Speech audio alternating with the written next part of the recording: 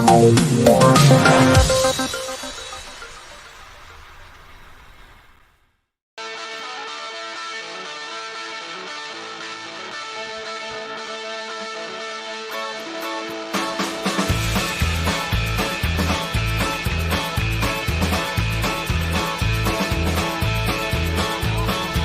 am I doing here all alone? I got things that I gotta do. Waiting for my friends to come along. Welcome to the Salty and Savage Show. I'm Salty.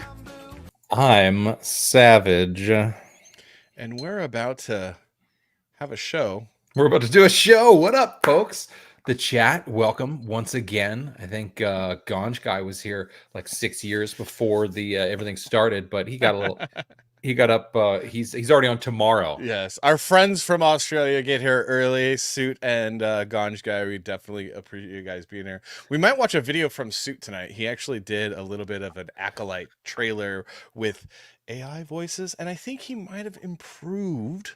Oh, I think he might have improved the Acolyte. So, interesting. yeah, It's not yeah. difficult. Yeah, It's not difficult. it's funny Oh. how you can do that if you have talent. I learned it from watching you. Uncapped. We got Flip City also here. Well, Awesome. welcome, guys. We do appreciate you being here. Remember to like and subscribe. This is your one-stop shop for stupidity and funniness and, I don't know, just some two guys that used to live and work in Hollywood in the entertainment industry, giving you some pop culture news with a unique perspective from a guy that worked in entertainment advertising and then another guy that worked at Extra. And then you can see that Emmy behind him right there. Award-winning, Emmy-winning producer at Extra. You don't Savage. You don't win one of those without reporting on the worst moments in people's lives.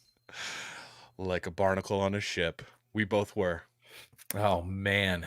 Hey, it's it always makes it to the top again. Yeah, and if you're new to the show, the concept of this show is essentially me and Savage met at a bar in an undisclosed location in Los Angeles and used to get super blitz drunk after a long day's working with some of the best and worst people in Hollywood and just talk crap all night long. And that's basically, we were like, why don't we do this as a podcast? So Yeah, there because you go.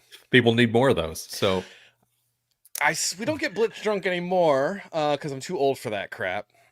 yeah, I mean, I but, like to get a little tipsy. I like to have a good time. Definitely we gonna like to- tonight. I'm mixing it up with a rum and coke. We like to have fun around the office. I'm just drinking some terribly cheap beers out of a crystal glass to make myself feel better. That's just being American, my friend. That is just. I'm in the being Midwest. American. I'm in the Midwest now. I'm doing it up right. That's right, baby. All right. So what are we talking about tonight? Well, tonight we have a few different things in keeping with our Make America 80s Again theme. We are going to be talking. 80s. We're going to be talking about the Beverly Hills Cop on Netflix. Axel F. Are we stoked? Was it funny? Do we care? Should you care? We're also talking about dun dun dun Acolyte. Are we talking about Acolyte Episode 3, Part 2, Electric Boogaloo, also known as Episode 7? Also known as Acolyte. That and we're talking about Hollywood is making another remake or 2 or 3 or 4 or 5, and we want to see in the chat how you guys feel about another remake. More remakes of or 2 or 3. There's some sequels, there's some remakes, but the same ideas are getting tossed around, and we're thinking that there aren't a lot of people actually doing anything at the drawing board right now. Yeah. No, it's like they probably are just asking AI like ChatGPT, what would be a really good film that could be successful, and the ChatGPT's like, I don't know, why don't you remake a movie that everyone's already seen a million times and loves and ruin it and make it terrible.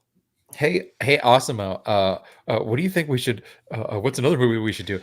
Maybe this one should have Adam Sandler, and he works at a bar, and so also we got another top 5 for you guys. What's our top 5 tonight? I'm not gonna say It's we have to wait until we do it. oh, that's Hello. right. We don't want to We got the reveal it. countdown from Uncapped Turtle. We do the graphics now here on the show because we're quite professional. So We're pro. quite buttoned up. We're just that way. And so we're gonna do a top 5 again for you as well. So I don't know. What do you want to talk about first, man? Have we caught up? Like how? Oh wait, how do you guys feel about this? And say what you will in the chat. Say what you want. And if you're on X right now watching, we got more people watching on X than they do on YouTube. But YouTube's always fun. Or type in the chat. Just talk in the chat. We love the chat. How do you guys feel about every week we do the album of the week, because Savage is now the proprietor of a record store? That's right. Me and my lady decided that we we were tired of working for other people, so we were just going to work for ourselves. Yep. And we got a record store. It's pretty dope. We sell plants and records, and I couldn't be more excited. And So you sell houseplants, right? You sell houseplants? yeah, houseplants. Houseplants and records. It's That makes pretty- sense. I mean, yeah. when you're a hipster living in the Midwest from Los People- Angeles. People dig these things, so it's great though, because I've had so much fun digging through Yeah. crates of records and finding absolute unbelievably stellar just these gems that you're like, oh my god, and you pull it out, you're like, has this even been used? Yeah. Time for lots of high fidelity Speaking of high fidelity references, one of our top 5s is because I'm a big fan of not just that movie, but that book, and also top 5s in general. So that is probably, I'm admitting that's where we got the idea for the top 5 was High Fidelity, because that's a really good movie. Gav killing me. A walking talking pair of skinny jeans. I don't know what those are, but sir, Yes, you do. I don't like it. We used to laugh at the guys that would walk into the bar with Oh, the skinny dear. jeans on and be like, really? Oh, That's dear. a thing? Oh, So dear. I think what's more embarrassing is, like, me and my wife know of a person who shall not be named, and I love them dearly, but they are pushing 60. Like, they're like in their late 50s, mid 50s, late 60s, late 50s, pushing 60. And they wear skinny jeans, and they're trying to do it unironically. And it's something that men over the age of 25 should never do. Should never do. Ever. It's just embarrassing. It's And also I don't know if his wife loves him. I think his wife does love him. She maybe just has bad taste in fashion. But you don't let when you're married to a man, you don't let him leave the house in skinny jeans when he's married. Actually, when you're married and or 25 and older, you do not wear skinny jeans. I'm sorry. I am sorry. no, it's and they're honestly like, what are you even doing? Who are you? What are you winning? What are you like? It's not comfortable. Like, what's the purpose? Is there anybody who's like, oh man, he's wearing skinny jeans though? You're like, no. It doesn't. The only time it looks good, the Like, only what? time it's ever looked good is when you're doing that like late 70s Album punk cover. rock, like you got the Chinese military studded leather belt with the sleeveless shirt and the spiky hair and the guy liner, and that is the only time that it is acceptable. The only time, and even then, 25 and younger, because if you're older than 25, dude, stop. I like Stop. how you basically described the way you used to look, just to make sure that it was okay. Just to I never wore establish. skinny jeans though. I never did, because didn't do it. Never did. Didn't Okay. have a pair. Okay, Never happened. that's fine. They didn't call them skinny jeans back then. I but had nice fitted jeans, and they were boot cut, so I could wear my boots because I They- wore they were boots. fitted as fuck, weren't they? They were. Well, Are we not allowed to? We should like lower the f bombs now or something because YouTube's I think being so. a jerk. I think we're supposed to lower the f bombs. I think you're not supposed to do the f bombs. All right, what are we tackling first? What do you want to tackle first? You want to tackle the good, the bad, or the ugly? Ooh, that's a great Because point. that's what we have today on the Salty and Savage show tonight. We have the good, we have the bad, and the ugly. And we'll let you figure out which is which. Actually, we'll let you determine which is which. Yeah, it's a matter of Uncapped Turtle's asking me, did I wear those Doc Martens? No, I did not wear those Doc Martens. I wanted a pair of Doc Martens when I was younger, but my parents were poor, Did you and go- so I was never able to afford to buy them. And I went from Doc Martens to motorcycle boots. I guess I had some motorcycle boots. I'd like the big chunky, and then I would wear cowboy boots dressed up as glam rock because I thought that was cool. I was weird. Anyway, Punk rock cowboy. I'm into it. glam. I was more glam rock. I was like a combination of punk and glam because I had the Nikki Sixx hair. But then I would like not just wear the eyeliner, but the eyeshadow and the sheen, a little sheen there because I was all about it. We're gonna have to find one of those photos of you back in the day. And there's many out there floating around on the internet. You know what? It's got to be seen. It's got to be shown to our audience. Our captive audience is dying to see the guyliner days, the glam rock days of Salty. So good, dude. This guy was a savage. I mean, if we're really talking about it, I was talking about it. Definitely. Savage. So do we do Acolyte? Or I love the Australian. The purpose of skinny jeans is to put your enemies on notice. And then this guy, is your favorite beer PBR? Let me tell you something. There was a bar in Los Angeles called the Cha Cha that I used to hang out at all the time, especially after Dodgers games. And they had PBR on tap for 50 cents. And if you don't know how cheap that is in Los Angeles in the 2000s, I don't even want to know you because that is super cheap. So it wasn't my favorite beer, but at the Cha Cha, I drank it quite a bit. 50 cents a pint. Cha Cha Cha. Did you ever go to the Cha Cha? 15. No, I'm familiar with it, but I didn't. I used to always tell my friends, hey, let's go to the Cha Cha. You're guaranteed to see a pair of boobs at the Cha Cha. And they'd be like, oh, really? I'm like, yeah, let's go. And they're like, okay, cool. I'm going to see some boobs. And then we'd show up and it's just this regular bar. And they'd be like, where are the boobs? And I'd point over to this, like, you know, those Mexican felt paintings. It was a Mexican felt painting of a cowgirl topless. And I said, there's your boobs. You're such a great tourist host. Guys are like, this is terrible. I'm going over to Plan B across the street. No, it was the red line across the street. Oh, was it the red line? Okay. Yeah, it was the red line. Anyway, people are like, what are you guys even talking about? Because no one from Los Angeles listens to this show. Because I am way too based. There's nobody. And my pronouns are king and lord. And that is offensive in LA. All right. So you want to talk about, should we just talk about, seriously, the good, the bad, the ugly? Do we start? We just go in that order? I don't know. I feel like, has everybody watched? Or do we get the ugly out, or the bad or ugly out of the way? Let's do it. What do you guys think? Let's do it. Let's get into it. Oh, apparently we have a poll in the chat, and I was not aware of it. There's a poll in the chat about the album of the week. So yeah, make sure to fill out that poll. If you're watching on X, hop on over to the YouTube. Oh man, I gotta see. And I gotta see that. Yeah. All right. Yeah. You want to talk about?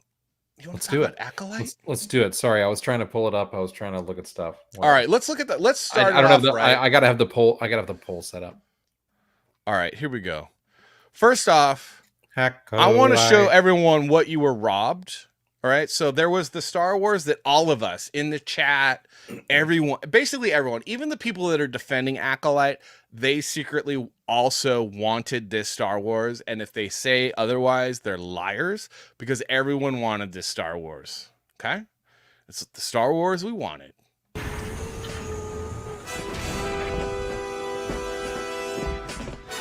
Darth Revan. Darth Revan. T7, cut the iron cannons. Is that Bastila? Is that Bastila? Oh, is that Malik? I think that's Malik. And Revan. Looks like Bayodur. Look at that! Oh, what? What? This is the Star Wars we got.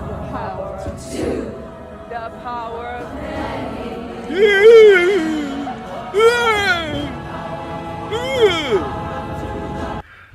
What the hell is even that?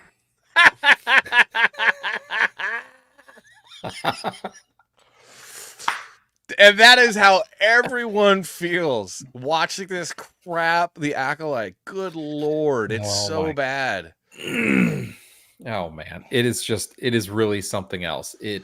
From the very start, they're like, okay, we're gonna take you back to all of the terrible decisions that were made that led to everything that happened today. Everything. Oh, good Lord. Yeah. Ganj Guy says the worst part of Disney Star Wars is Disney. And we could not agree more, my friend. We could Oh. not agree more. I was Like- so excited to see so many Star Wars things, and now I can't wait for them to slow down and stop doing Star Wars things.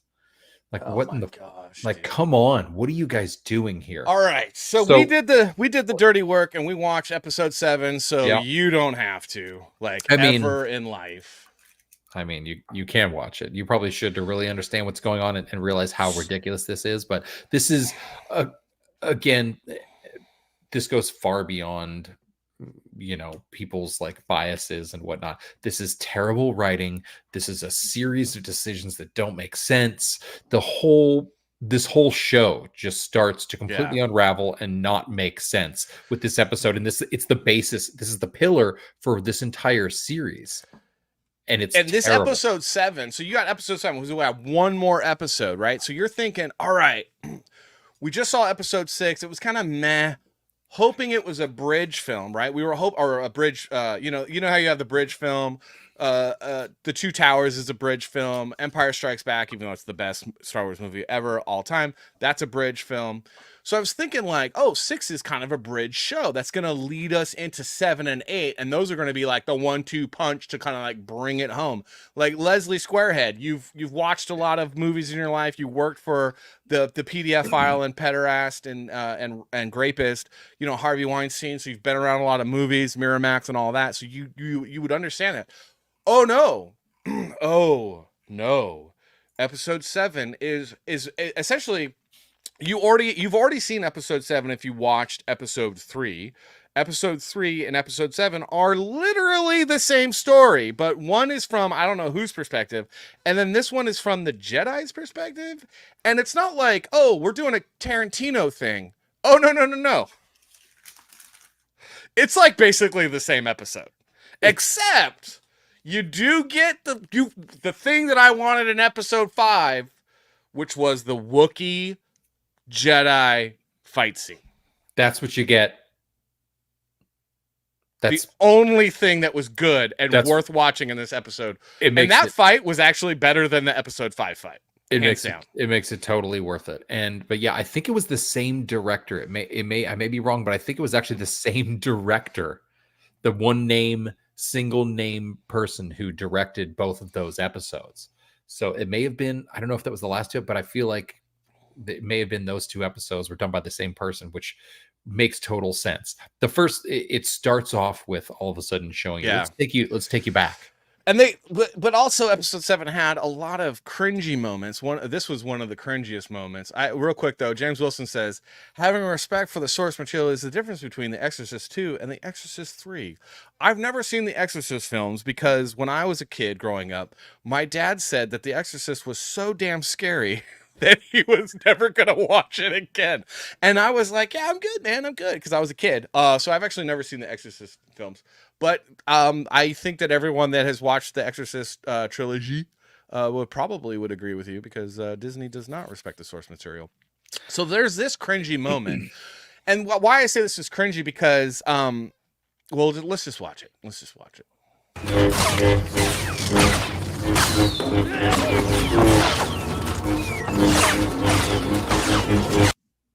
So it's the Hayden Christensen, Anakin Skywalker, flowery, and I know that a lot of people do this, like, oh, like we've seen a lot of Chinese plays where they like do the sword play and it's all blah, blah, blah.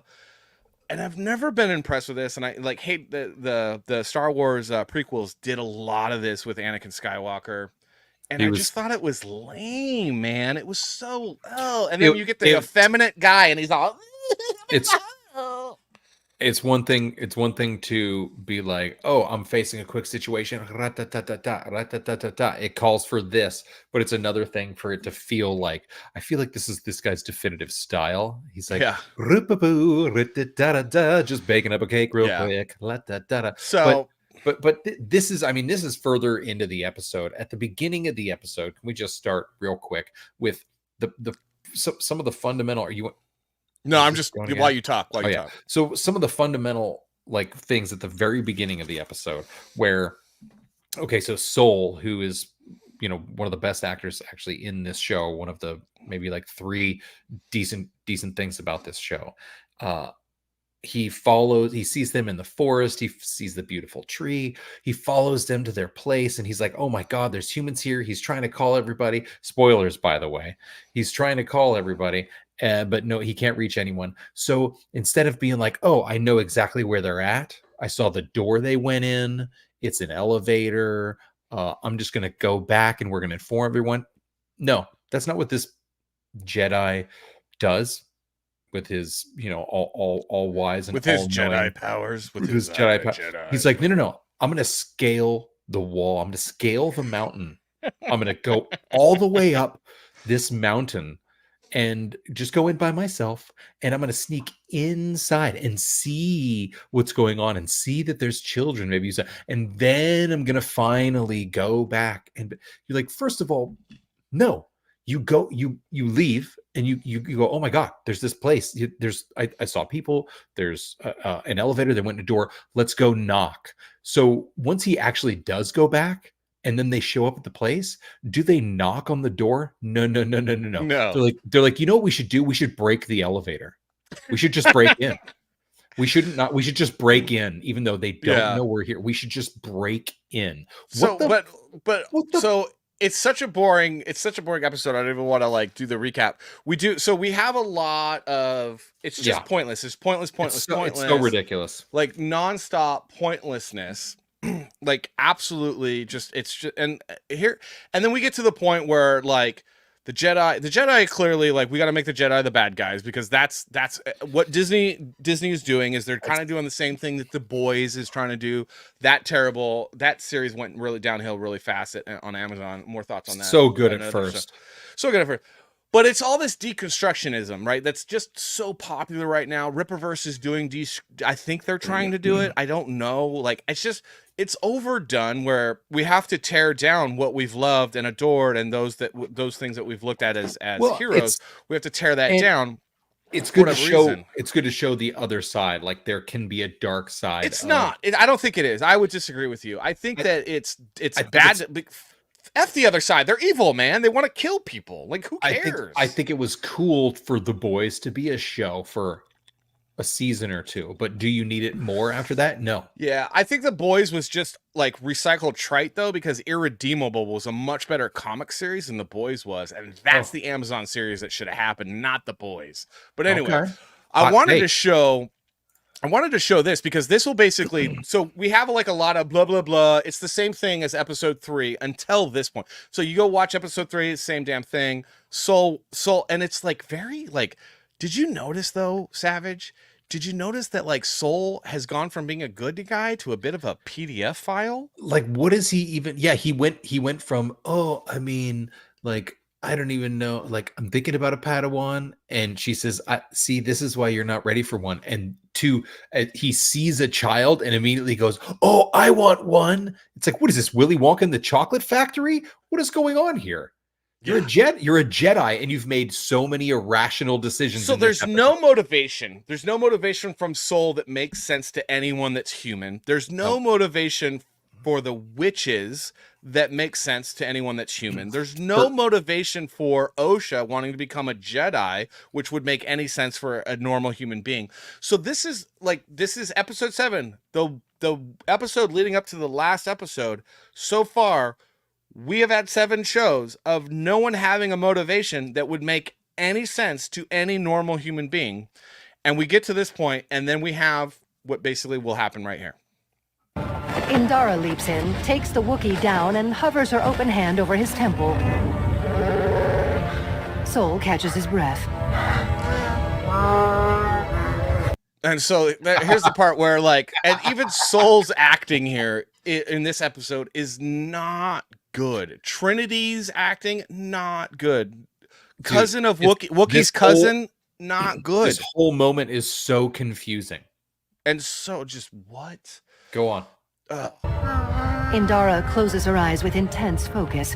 Meanwhile, the witches maintain their spell. Her face tensed, Indara purses her lips and turns her head to one side. In the common room, the witches all collapse into a lifeless heap. Indara... So apparently she killed them all? She by removing them like mid spell in this guy's head, because they were all in his head. It wasn't just one of them. They were all together in his head. And by removing them, they all died? Yeah. Apply directly to the forehead. Apply directly to cassava melons. Hold on. Hold on.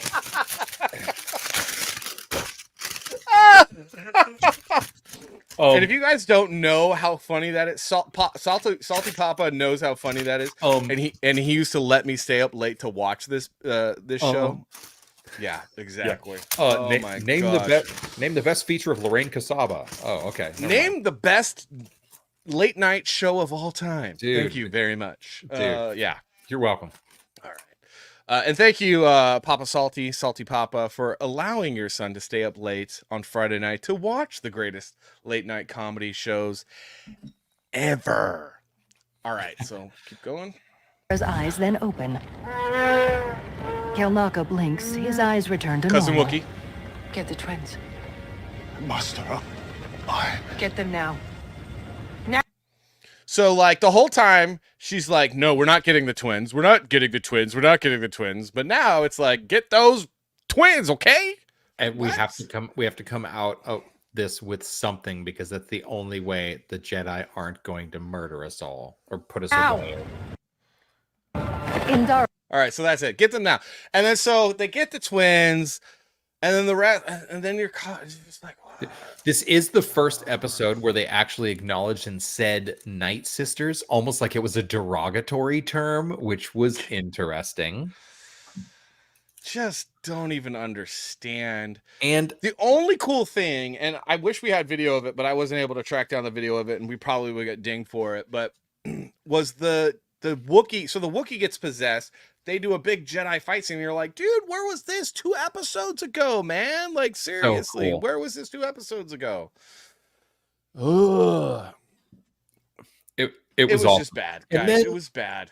And then, okay, so we're without all the details, but then at the end credits roll, and is it a Star Wars epic score or a moody kind of just series of low droning sounds to kind of like get you in a mood or make you feel a certain way? No, it's like a pop song.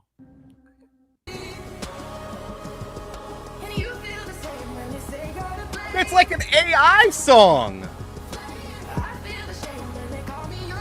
Like, it sounds like AI. Seriously, like, I felt like I went to sono.com and was all, write me R&B, like, song. Everybody knows that our OJ Simpson song is far better than that song. Yeah, but that's also because I helped write those lyrics, bro. I know. Like, this sounds like AI. And so here's the thing. Was specific. It was obviously specifically written for the power of 2, like the whole thing, the destiny. It was like they paid someone or used the best AI to make this song. And our OJ song, which is weird. This is weird. That they way did it. Better. And this is this is such a low budget show. Like, I can't even tell you, like, we don't spend any money on this show, and we apologize. But if you help us get more viewers and we start making money out of the show, we will crank up the budget from $0 to maybe $5. Yes. But our OJ song is way better than this thing. What? And here's the thing. It's Star Wars, dude. I want John Williams or his, like, understudy doing a score that's super epic, not like Natalie Furtado run through an AI filter, okay? And if you don't know, that was funny, okay, people? That was funny. Where's my laugh track? Sorry, I was talking. Dude, it was hysterical. Come on, dude, we're doing all the funny stuff tonight. We got. But I have thoughts. So my main thought. So this was very painful to watch. Like, really savage. This was so painful to watch. Like, unbelievable. So a couple of things. Number one is like, I still like, I thought that I would at least understand why the effeminate Jedi Padawan with the yellow lightsaber that was doing the Hayden Christensen, I could block all the blaster shots. Why he would kill himself. I'd be like, oh, he did something terrible. And you're like, dude, it wasn't that bad. Why are you so guilty? Are you a Calvinist? Like, what's going on? Like, are you Catholic? Like, what is the deal? He's such a moron, and all he wanted to do was go home because he's a big baby. I just want to go home. He did, but like, oh, sorry. What? No, it's okay. It's just like, what the fuck? You're right. So here's my thing, though. Is Acolyte the new?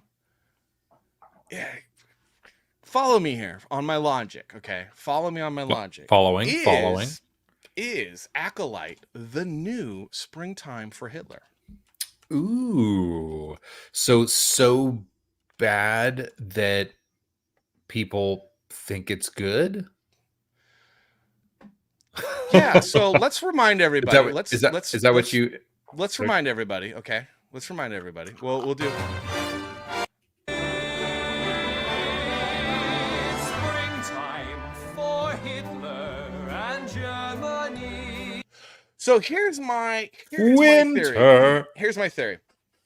These people know, and I always love, like, it's like, is she nude? Is she nude? So Disney knows that they've hired someone terrible and Leslie Squarehead, who probably covered for Harvey Weinstein's grapists, graping, women. So are they making a movie so bad in the hopes that they know, knowing that no one's going to like this, everyone's going to hate this, but everyone's going to hate watch it.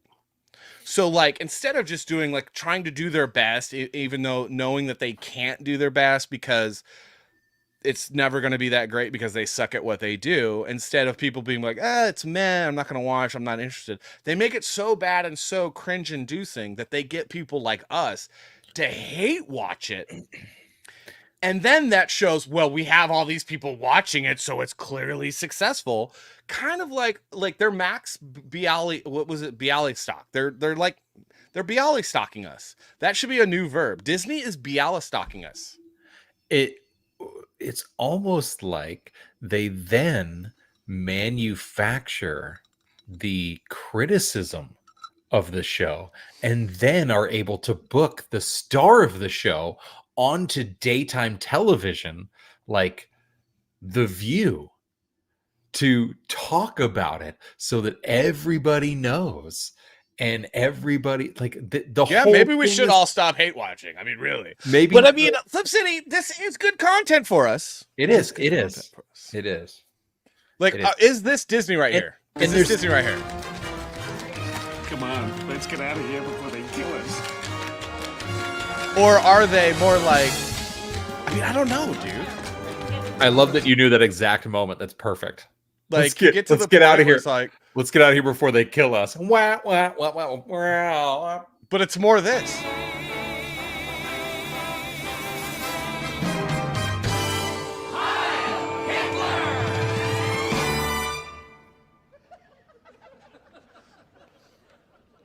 I mean, it's so good. Myself. I think we're getting producered. Kyle, I think we might be getting produced. Are we getting Heil myself? I think we might be getting Heil myself. That is my new theory. My new theory is that they're making this so bad because it's the only way they're going to get people to watch this. You heard it here first. Yeah. It's all a giant hoax. It's all a giant hoax. That's what I'm going with. That is the new, that it, like Salty Papa says, they're not smart enough to recreate the yeah, I know. But I want to think that maybe they're not this incompetent, because you think about it, Leslie Squarehead was really, really good at covering for her grapist boss, Harvey Weinstein. Right? Yeah. What up, Simply Green? Oh, man. Anyway, that's my theory. I think we're getting producered, guys. I really think that we're getting producered.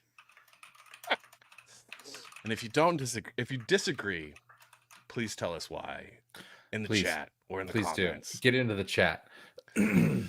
All right, so should we finish up the Acolyte All right, with yeah. the interview going around the interwebs All on right. The View?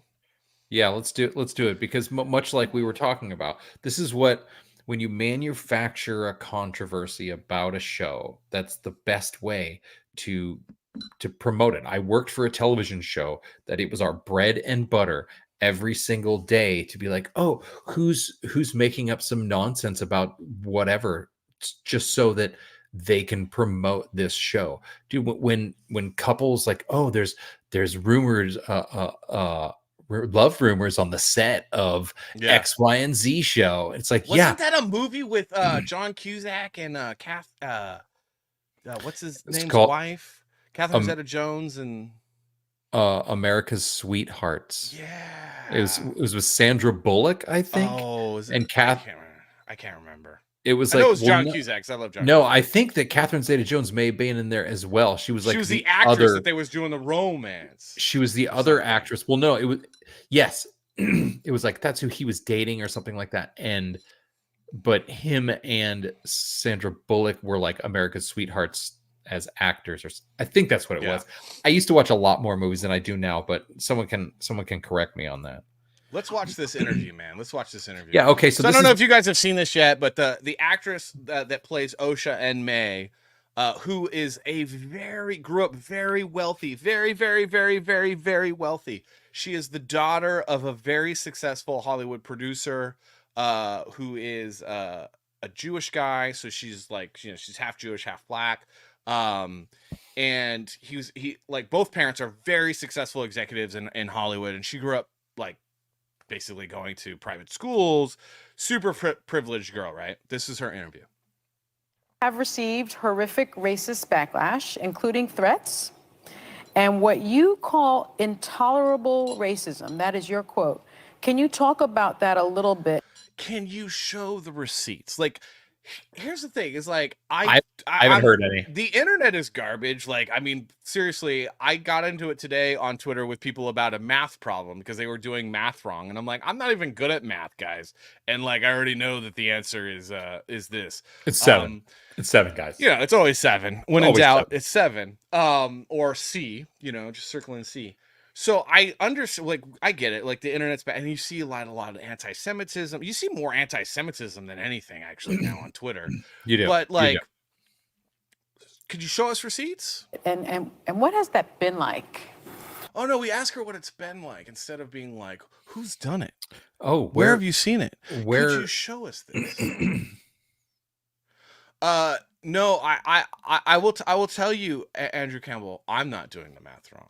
Oh, look, just because your toilets spin the other direction, okay, you think we're doing math wrong now? I'm bad at math, and I know I'm not doing it wrong. Let's watch it. Yeah, absolutely. And I really appreciate you giving me the space to speak about it. It's been very painful for me. It's not something that I... Has it been painful? Look at her. Okay, this is an actress. This woman is so prepared in front of the camera and whatnot, and a bad actress, and she's doing such a bad job right here. Like, look, all of the stuff that they've told me to talk about that I'm so dealing with right now, because even though none of you have heard any of the racist things about this, because everything that's been talked about this show is about how it's garbage and not about the color of anyone's skin or anything like that. It's just that it's bad, and there's 3 or 4 great actors and 3 or 4 great moments on it. But now it's like, oh, thank you. So hold on, let me manufacture something. Hold on, Disney gave me some notes. Let me read them to you. Yeah. I think you can emotionally prepare for, and we welcome criticism of the show when it comes to storytelling or performance. But when it comes to death threats, horrific.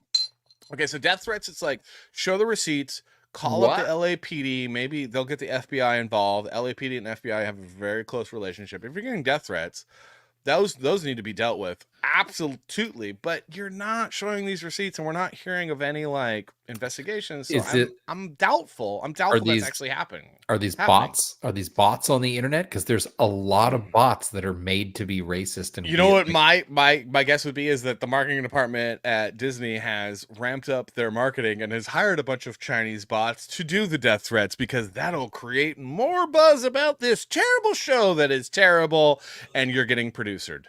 Violent racist language. It's unacceptable to me. And I've had to think really deep and hard about. Oh my God. She's going to think deep and hard. Oh my God. So, oh my God. You know, I at will this say point, this. This point in my life right now, I'm just like, you can just shut the fuck up at this point in your life right now. Yes. What is going on in my life? I would like to see receipts. So there was a great man who's still alive, and he is the greatest mind of the 20th and 21st century. And he once said, when people get used to preferential treatment, equal treatment seems like discrimination. Ooh. And I'm thinking that might be the situation here. So this is a person that's grown up incredibly privileged, wealthy. She got the job because her dad got her the job. Let's be honest. She's not that great of an actress. Her entire career is probably because Hollywood Hollywood has always been nepotism. People have thought, oh, it's privilege. It's this and that. It has always been the privilege of nepotism. Walt Disney had a lot of issues with MGM and Warner Brothers because of the nepotism that happens in Hollywood. That's just been a centuries-long issue. And so this is a girl that's incredibly privileged. Again, grew up going to the biggest private schools. I don't know what school she went to, but I find out I could tell you how bougie it was. But so Thomas Sowell, great American, great economist. If you don't know who he is, I feel sorry for you. You should. He said, when people get preferential treatment, equal treatment seems like discrimination. And I think that is what this girl is suffering from. Well, I mean, I don't even know if it's a matter of her suffering from anything other than being a part of the Disney machine that they've created, where now they are eliminating jobs, eliminating great series, cutting budgets, and then just putting tons and tons of money into nonsensical. This must be like, there's no way that they have the Writers Guild went through so much to make sure that there were enough writers in the rooms, and there's no way that there were enough writers unless, and we've heard that there's preferential and or terrible hiring practices at Disney. If you have terrible people in the writers' room, or they're all just yes men or women or whatever, then like, this is what you're going to get. This is bad. They're like, how can we make this? How do we get this person to make a terrible decision? I don't know. Write something terrible. So in summation, I'm going to tell you. I can't believe we talked about it this long. I know we did. I will tell you though, how this show made me feel in one image. Okay.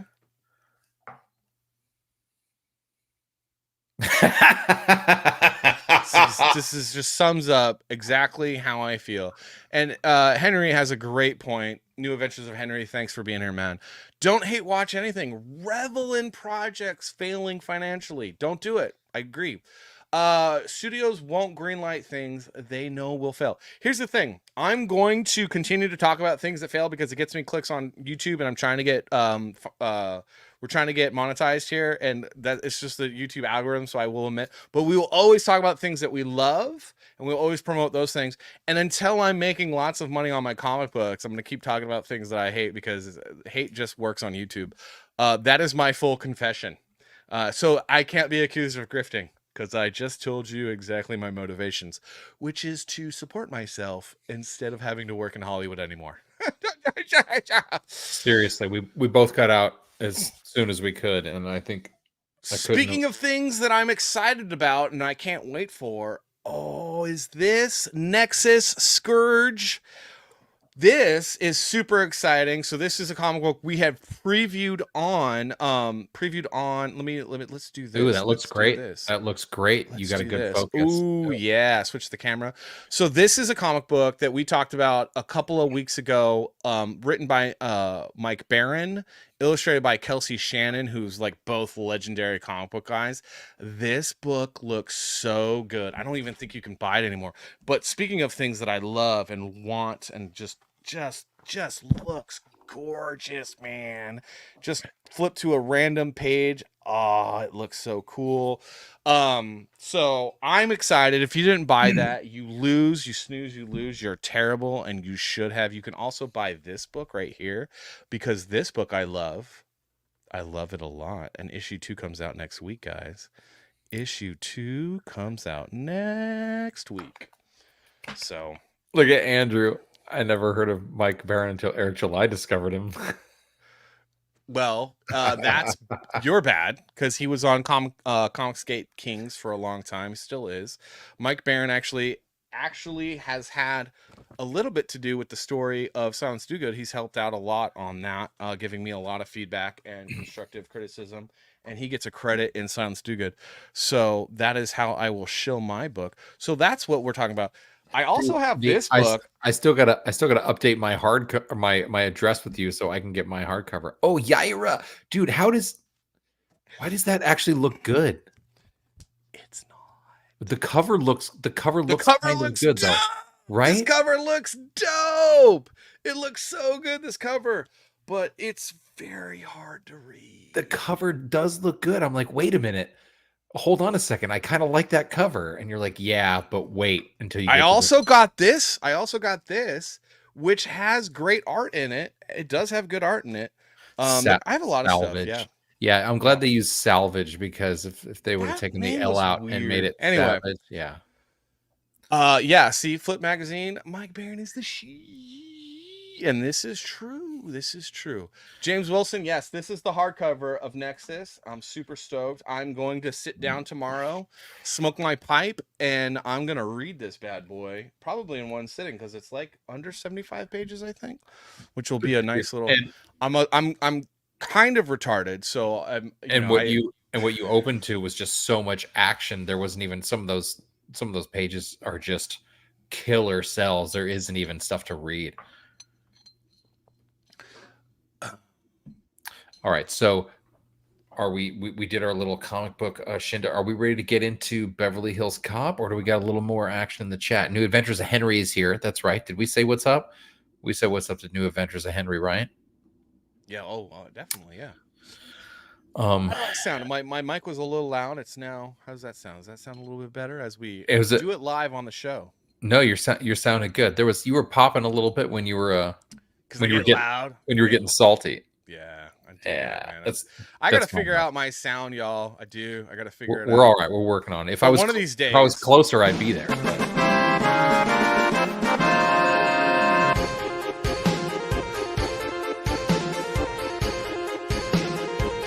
So that sounds better. Okay, that's good. Oh, we don't need to play that again. All right, so we break up. Oh, you want to go into the good? We started with the bad. The bad. That was the bad. It's pretty bad. Let's go with the good. All right. Let's go with the good. Let's pull it up. Let's pull this up. Let's go with the good. Let's go with the good. All right. What is it? I should have had this up, but I didn't. He's gonna pull it up. What's he gonna pull up? He's gonna pull it up. Right. What's he gonna pull up?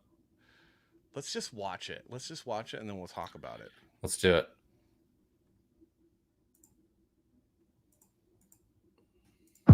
Good morning, everybody. It's another beautiful day here in Beverly Hills. So, I know that Beverly Hills Cop, Axel F on Netflix. Me and Savage watched it over the weekend. We have thoughts. What the hell was that? Let me guess. I love the freaking. You remember these, man? Like, I used to see these all the time because I worked on Hollywood Boulevard for the longest time. The freaking tour bus. The city sightseeing tour bus. Yeah. And if you were on one of those buses, I had a great contempt for you, and still do. Don't ever do that. Don't ever go on one of those. They're terrible. But at the same time, bless those people, because they're just like, oh, this is a thing that we're doing, and you're like, oh dear, oh dear, yeah, oh dear. The TMZ bus. Oh, Foley. Did you say Foley? I'm laughing because I love the fact that Paul Reiser is back in this, because I love Paul. He's great. So good. Foley! We stole a helicopter! I didn't realize that you couldn't really fly a helicopter. Otherwise, I would have came up with a different idea. I told you it was a bad idea. Okay, that was funny. I told you it was a bad idea. Yeah. He shot my rotor off! Shit!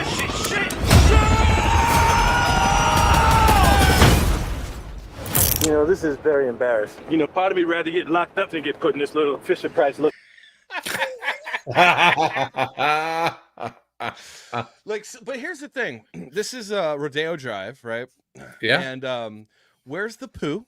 Where's the poo? There should be poo right here.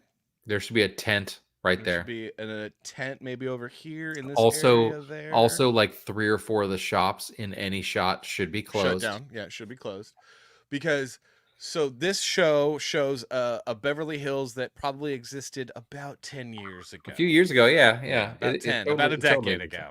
If we're being wow, honest. it really, holy cow, it's 2024. Yeah, I guess so, huh? No, yeah. Looking squad car. Y'all are the Lego cops. Jane, hey, this is your father. Before you hang up, I'm in town. I've been arrested. Hello? What up, girl? You sure y'all paying y'all's bills? Because this phone don't work. Dude, he's back. Yeah. Eddie's back. Eddie's back. Definitely back. He's making America 80s again, along with the Salty and Savage show. So Joseph Gordon-Levitt replaces Judge Reinhold, which is a little sad. No, he doesn't. He doesn't replace him. It kind of does. Because Beverly Hills Cop 2 and Beverly's, No, I understand. I understand what you're saying, but it's like he doesn't really replace him. Because he's playing a lower level. He's with his daughter. He's an interest of his daughter. So it's like it's a sub level. It's not on his level, even though they're assisting each other. Right? There's a different. It's not Buddy. It's not Buddy. It's not Buddy. Whereas, okay, never mind. Oh, it's pretty Buddy. It's pretty Buddy. This isn't my first time in Beverly Hills. Oh, look at that shot, though. Oh, man. Remember that? Yeah. I saw that. 84, 87, and then 94. But this place. I love that. So that was a really good little nod to the fact that Beverly Hills Cop 3 was not good. He was like, and 90. He's like, oh, hey, man, we don't talk about that. We don't talk about that. Good. Beverly Hills Cop 2, very good. Beverly Hills Cop, incredibly good. Beverly Hills Cop 3. I mean, it was all right. It was great to, see, like, it was fun, but no. So, bump, da, bump. Wait a minute. I don't know what you're doing. Andrew Campbell says, I've been to LA twice. 2012, it was a dump. In 2018, and somehow it was a bigger time. Bro, you have no idea. Man. The last time I went was 2023, and it's worse. And I left in 2021, and it was terrible. And it got worse in 2023. Yeah. It's changed a bit. What brings you back to 90210? So Kevin Bacon is in another movie. So that's Kevin more Bacon's degrees of Kevin Bacon. Another movie. Yeah, another movie. He's in trouble now. What do you want from me? I want. Dude, I feel like so old. Taggart looks so old. He's bad. It's very unfortunate. The way they really should have lit him a little better, and they put clothes that were like too baggy on him. It looks bad. The person in wardrobe, and I'm sure that there was something that, like, he as an actor, he was like, no, I want these to look a little bigger so that you can't see how skinny I am or whatever. But it looked weird when his clothes were baggy. And I'll say, Judge Reinhold just looks like he washed up shore. Dude, Judge Reinhold looks like a current Beverly Hills resident. Yeah. He looks as rough. But one of the residents, you gotta watch it. We don't want to spoil the whole thing, but unhoused. You to be a cop again. You gotta do something. Axel, if you damage any city property.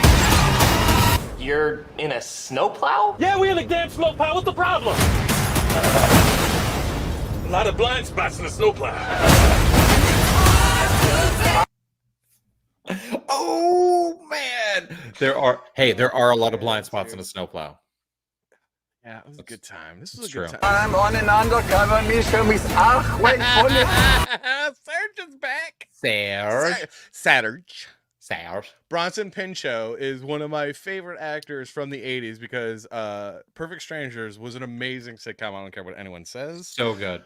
I don't think it holds up, but I don't care. I was 10, people, It's okay? so or good. maybe younger. It's so good. We were watching it at the same time we were watching like Alf, so it's fine. Yeah, exactly. You're pissing off a lot of people. That means we're getting close.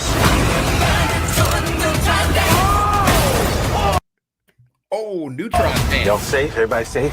There's no seatbelt in the middle. What the hell with the seatbelt? We on the edge. We on the end!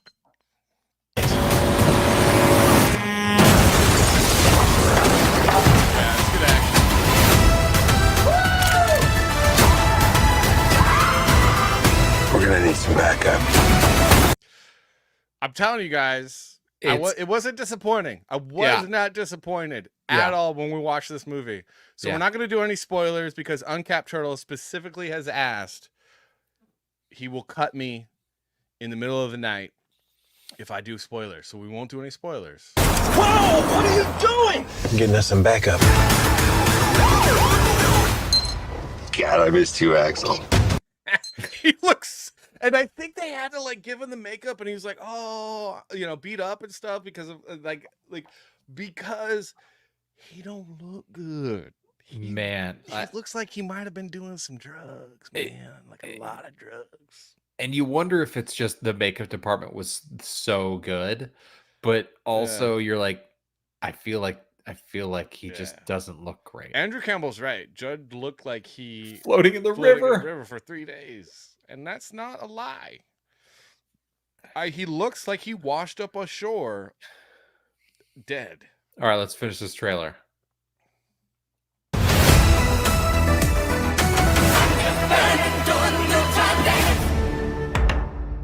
It was okay. It was worth it for that. Netflix. I know they probably didn't have anything to do with that. I think that's the thing about the streaming services is if they just look for good content to put on their stuff, buy good shit. Studios do it. It's way better. Let A24 do like half of your content. Yeah. So what did you think? Like, in the scope of the 4 movies, where do you think it places? First of all, I did not expect much when I watched it, but because here at the Salty and Savage Show, as you know, we like to make America 80s again. I thought, you know what? We're doing this for the show, and you were so into it, and so we did it, and I was not disappointed. It was not the best Beverly Hills Cop movie, but it was a solid Beverly Hills Cop movie. Yeah. So the bar was definitely set low, not necessarily because of anything other than the fact that like Hollywood is just not coming out with anything good anymore. It's obviously not an original. It's not an original movie, so that it gets a ding on that. However, it is a cherished, beloved franchise, and I thought my personal take was this was definitely better than 3, but it's still, it definitely. I mean, the original always has a special place. 2 was actually good though. Like 2 was a really good sequel. Great.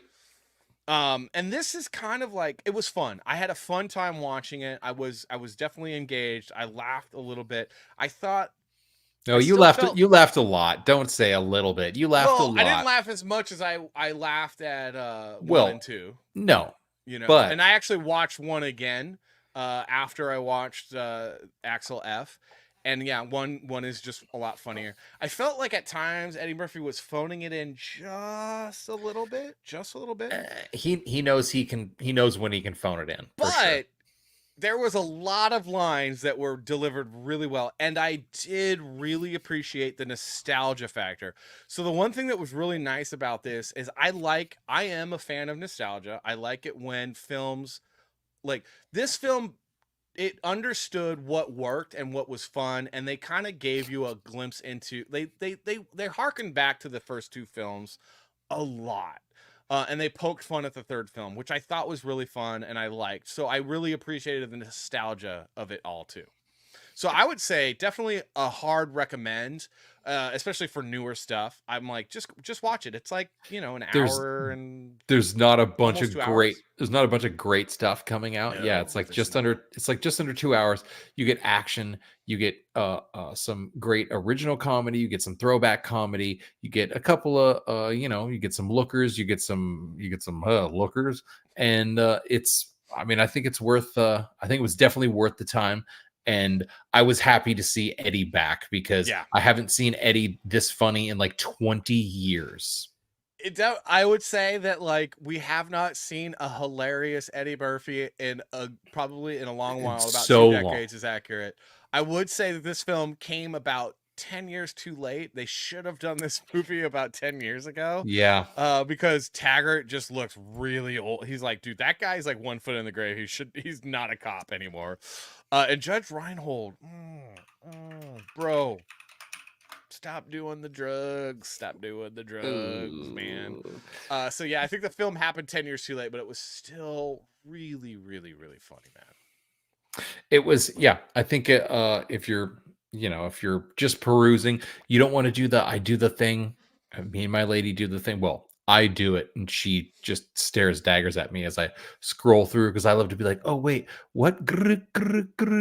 Okay, all these. She's like, just pick something so we can watch it instead of spending 30 minutes picking something. It's the problem with streaming now. Like you go on the streaming service, and you're like, I can't.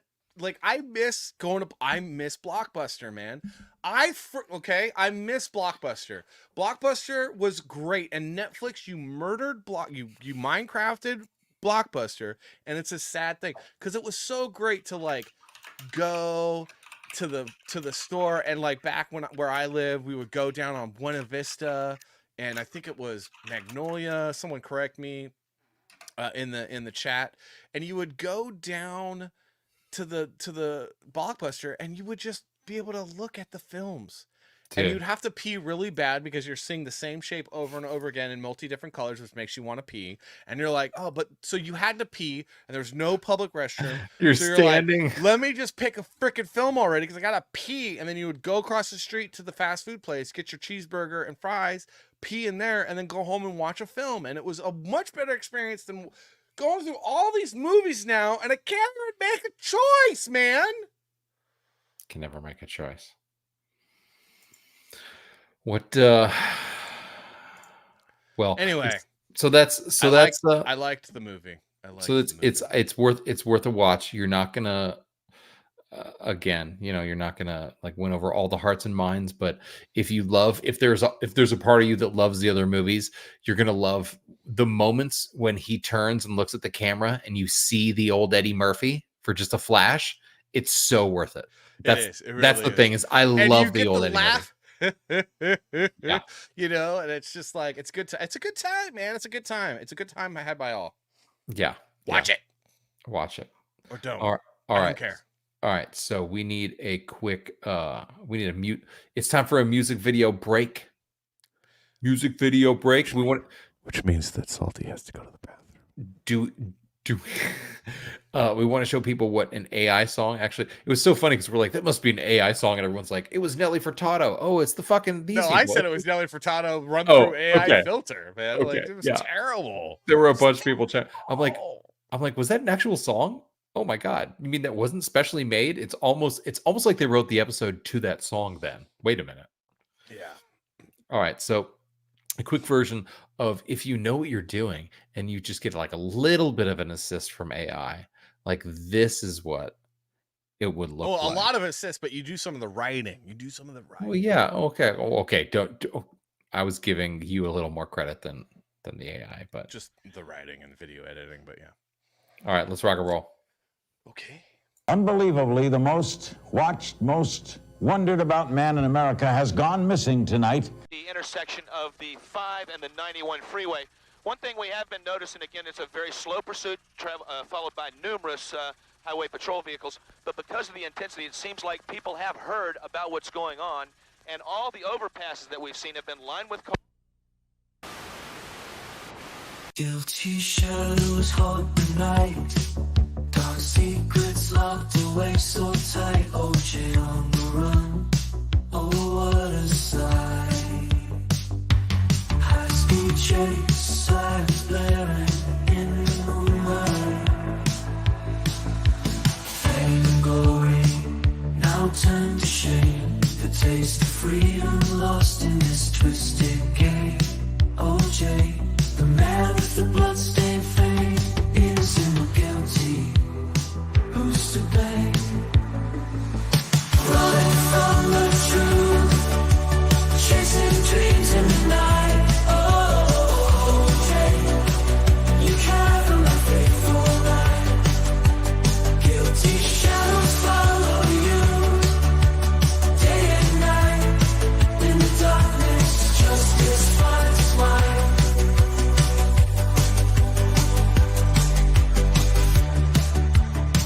One of our LA affiliates.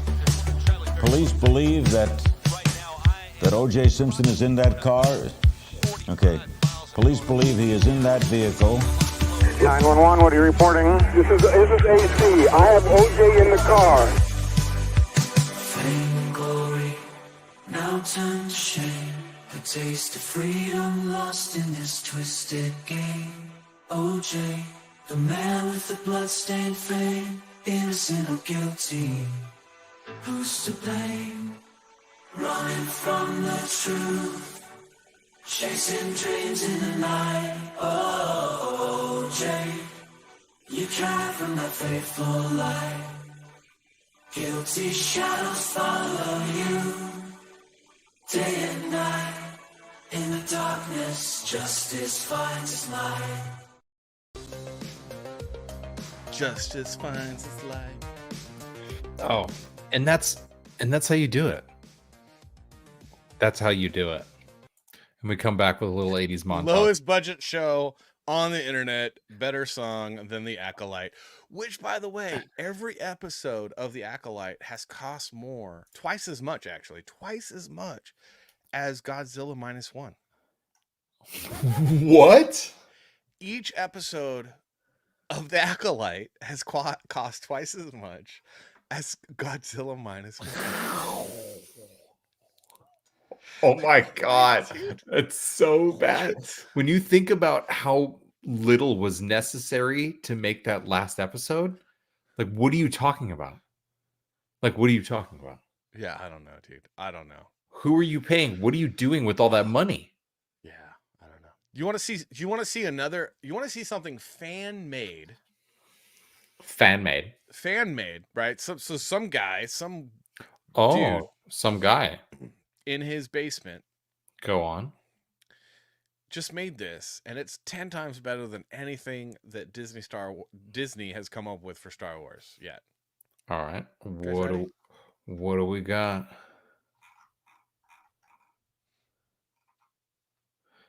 Don't worry, it's gonna come up anytime today. Nothing's there. It is.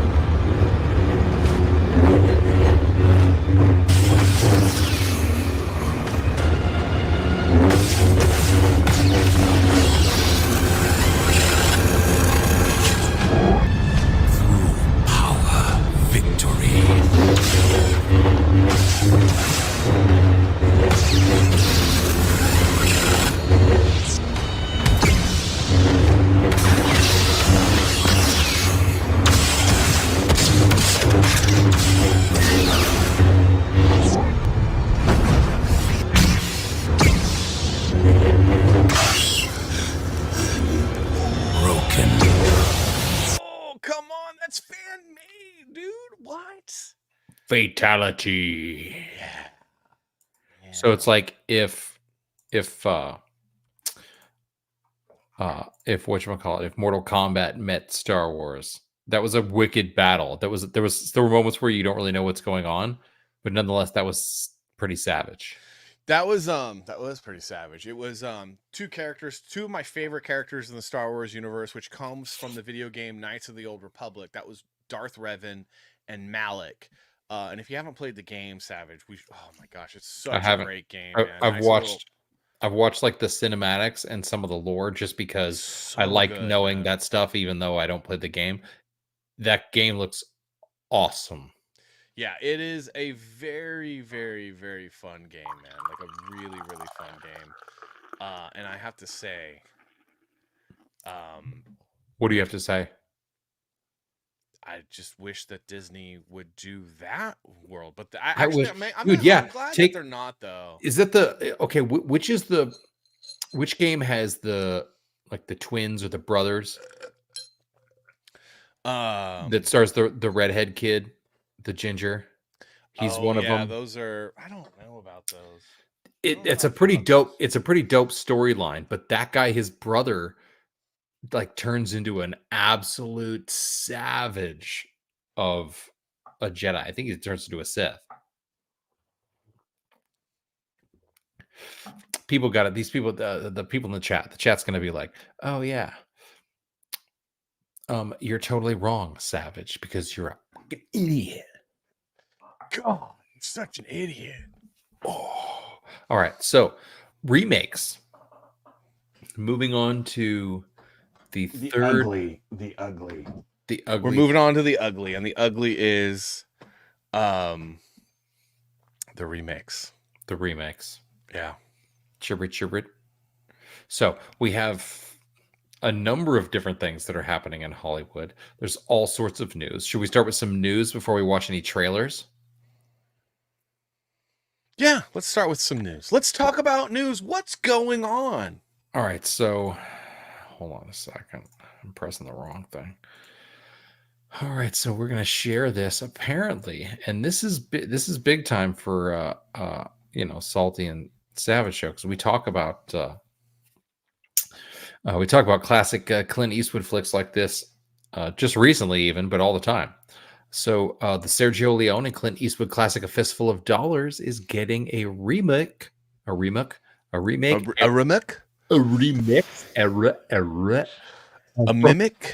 Hollywood and Italian industry vets. So this is the interesting thing, is that, okay, we're going to go ahead and remake this. We're going to rehash the thing, but they are genuinely doing a crossover between Italian and Hollywood filmmakers, which was kind of the whole point of the original spaghetti Western. Well, I mean, the spaghetti Western, it was a lot of it, I think, if I'm remembering correctly, was... I know that Once Upon a Time in the West was filmed in Europe because the train was had a smaller wheelbase, more like Europe than in the West, in America, because America had bigger trains with their tiny wheels. Everything in Europe is smaller because Europe is less important. And I said it. I'm sorry. So the classic movie A Fistful of Dollars is set for a remake. The company, founded by Hollywood vet Gianni Nunari of 300 and Simon Horseman, magazine Dreams, don't know what that is, alongside Italian production vet Enzo Sisti of Ripley, of FPC, and Rome-based Jolly Film, blah, blah, blah. Western A Fistful of Dollars is a story of a wandering gunfighter with no name who plays two rival families against each other in a town torn apart by greed, pride, and revenge, it's a fantastic film, and we think should be turned directly into a Star Wars universe film. And chat, correct me if I'm wrong, but I believe that Fistful of Dollars is already a remake. It's a remake of either Yojimbo or Sanjuro, and I can't remember which is both are Akira Kurosawa films starring Toshiro Mifune, who plays the same character in both. And it's basically, this has been remade as it was a Bruce Willis film, if I'm correct, if I'm right. Right. What was it? That was the Bruce Willis film where he was like in Texas or something like that. What is that called? It's not Paris, Texas, is it? It's what's it called? It's Why aren't we prepared? We are never prepared on this show because we just fly by the seat of our pants. Anyway, so it's been remade. It's a remake that's been remade. That's now getting a new remake. It spawned the original spaghetti western genre and Eastwood's career, and also Ennio Morricone, who did it spawn his career though? Because he was in stuff before this. He was, and it wasn't all that great. But this is what like people saw him as a tough guy, like a tough guy after this. That makes sense. Yeah. So the unofficial, so it says Yojimbo right here in the article. So it's the original is identified as the unofficial remake of Yojimbo. There we go. It's still in the early process, so production details are under wraps for now. This would most likely be English language, but that hasn't been confirmed by the team and a writer. Well, I would hope so if you want to really sell the tickets. There hasn't been a significant remake of the original movie to date, but 4 years ago we did report on Mark Gordon TV version in development. Yeah, blah blah blah. So anyway, that's possibly happening. Yeah, so it was Last Man Standing that Bruce Willis was in, and that's a fistful.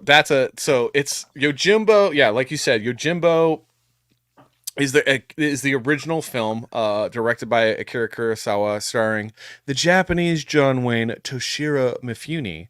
So again, this is Hollywood, right? It's like A Fistful of Dollars is a remake, and that has its own remake with Bruce Willis called Last Man Standing, and now is getting a new remake.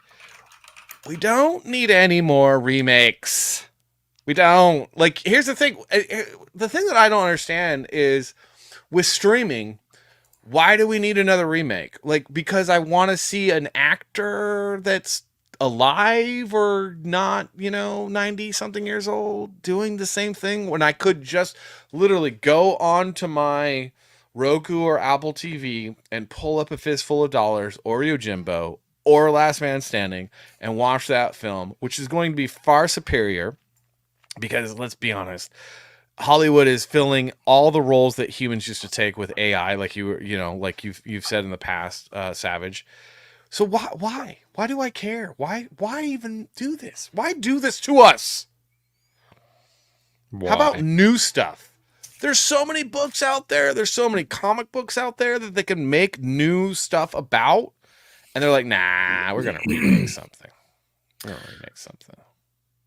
There's other things going on as well, apparently. And I didn't hear about this. Usually I kind of hear about some of these things a little beforehand, but I didn't hear about this until it was actually officially released and everything. But Taika Waititi apparently is at the helm. Probably knowing him, he's probably starring in, producing, and directing a new series for Apple TV Plus based on Time Bandits, which if anybody remembers, Time Bandits. If anybody remembers, it was so bad then. It was so bad, dude. You will fall asleep halfway through that movie. You will fall asleep. Time Bandits is a terrible movie. The idea is so great, but the movie is so long and takes so long. I mean, that's what the gentleman from Monty Python who did it. I'm blanking on his name right now, but it's just like his work is so great and he's so funny, but it just was drawn out. It was before the studio was involved. I only know two people from Monty Python, John Cleese and Eric Idle, and everyone else I forgot their names. No, yeah, it's the other guy that directs a bunch of the other films. The other guy. He did Brazil and whatnot. So he's awesome. But anyway, there's a trailer for Taika Waititi's Time Bandits. So I guess it's just based on the concept, which I mean seems pretty great. So let me see if I have. Let's watch it. Where's it at? Yeah, Time Bandits. All right, let's check it out real quick. Like, can I make this a little bit bigger? Can you make it a little bit bigger? Make it a little bit bigger and definitely give us that fair use. Oh yeah, Ben Franklin fair use. That's right, baby. Let's check it. Why can't you be a normal person with normal friends? Well, I've Scott. You're stuck in the past. They picked the kid on the crutches first. Kevin. You got to stop it with all these Vikings and the ancient geeks. Oh, Ancient Geeks. That's actually funny. That's actually pretty good. How do you say his name? Taki Watiti, the New Taika. Zealander. Taika. He's a good writer, though. I mean, I know a lot of people. I know Ragnarok is controversial. I still love it. It is my favorite Thor movie. I don't care what anyone says. Fight me. And I love what is it? The freaking vampire show. That's What We Do in the Shadows. What We Do in the Shadows is really good. That film, that original film, was so funny, man. Just so funny. All right, here we go. As well.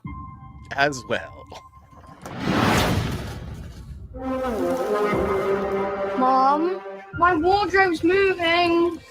Isn't that Chronicles of Narnia? Isn't that Chronicles of Narnia? His wardrobe's moving. Is Bill Clinton in there? It might be Harvey Weinstein. It's Harvey. Someone call Leslie Squarehead. No. Someone call Leslie Squarehead. No, he's not. He's not a young actress. He's a little boy. It's different. Whoa!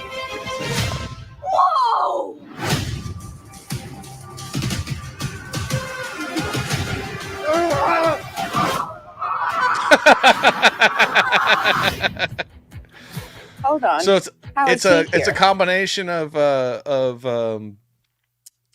Chronicles of Narnia and Time Bandits, with Phoebe from Friends. Yeah, with a touch of what is it? Monsters Inc. Using the doors. Oh yeah, using the doors as portals. Yeah. What's going on? Your room. It's a time egress. It's never done that before. And it allows us to. It's never done that before. Okay. Travel throughout the universe. Tell me who you are, or I will kill you. I am Penelope, and I am in effect the leader. So, fundamental. She's literally playing Phoebe from Friends. She's always playing Phoebe from Friends, man. If she doesn't play Phoebe from Friends, people go, ew. Ew, I don't. Well, maybe she can't do anything other than Phoebe from Friends. I mean, I think I saw one dramatic role she was in, and I was like, wow, it feels weird that she's being good and dramatic. It felt weird because she's Phoebe, so she just keeps doing Phoebe. Just like Jennifer Aniston keeps doing Rachel, she has to keep doing Rachel. She has to always go back to Rachel, even though she can't fucking stand it. She can't stand it. Oh man! All right, continuing.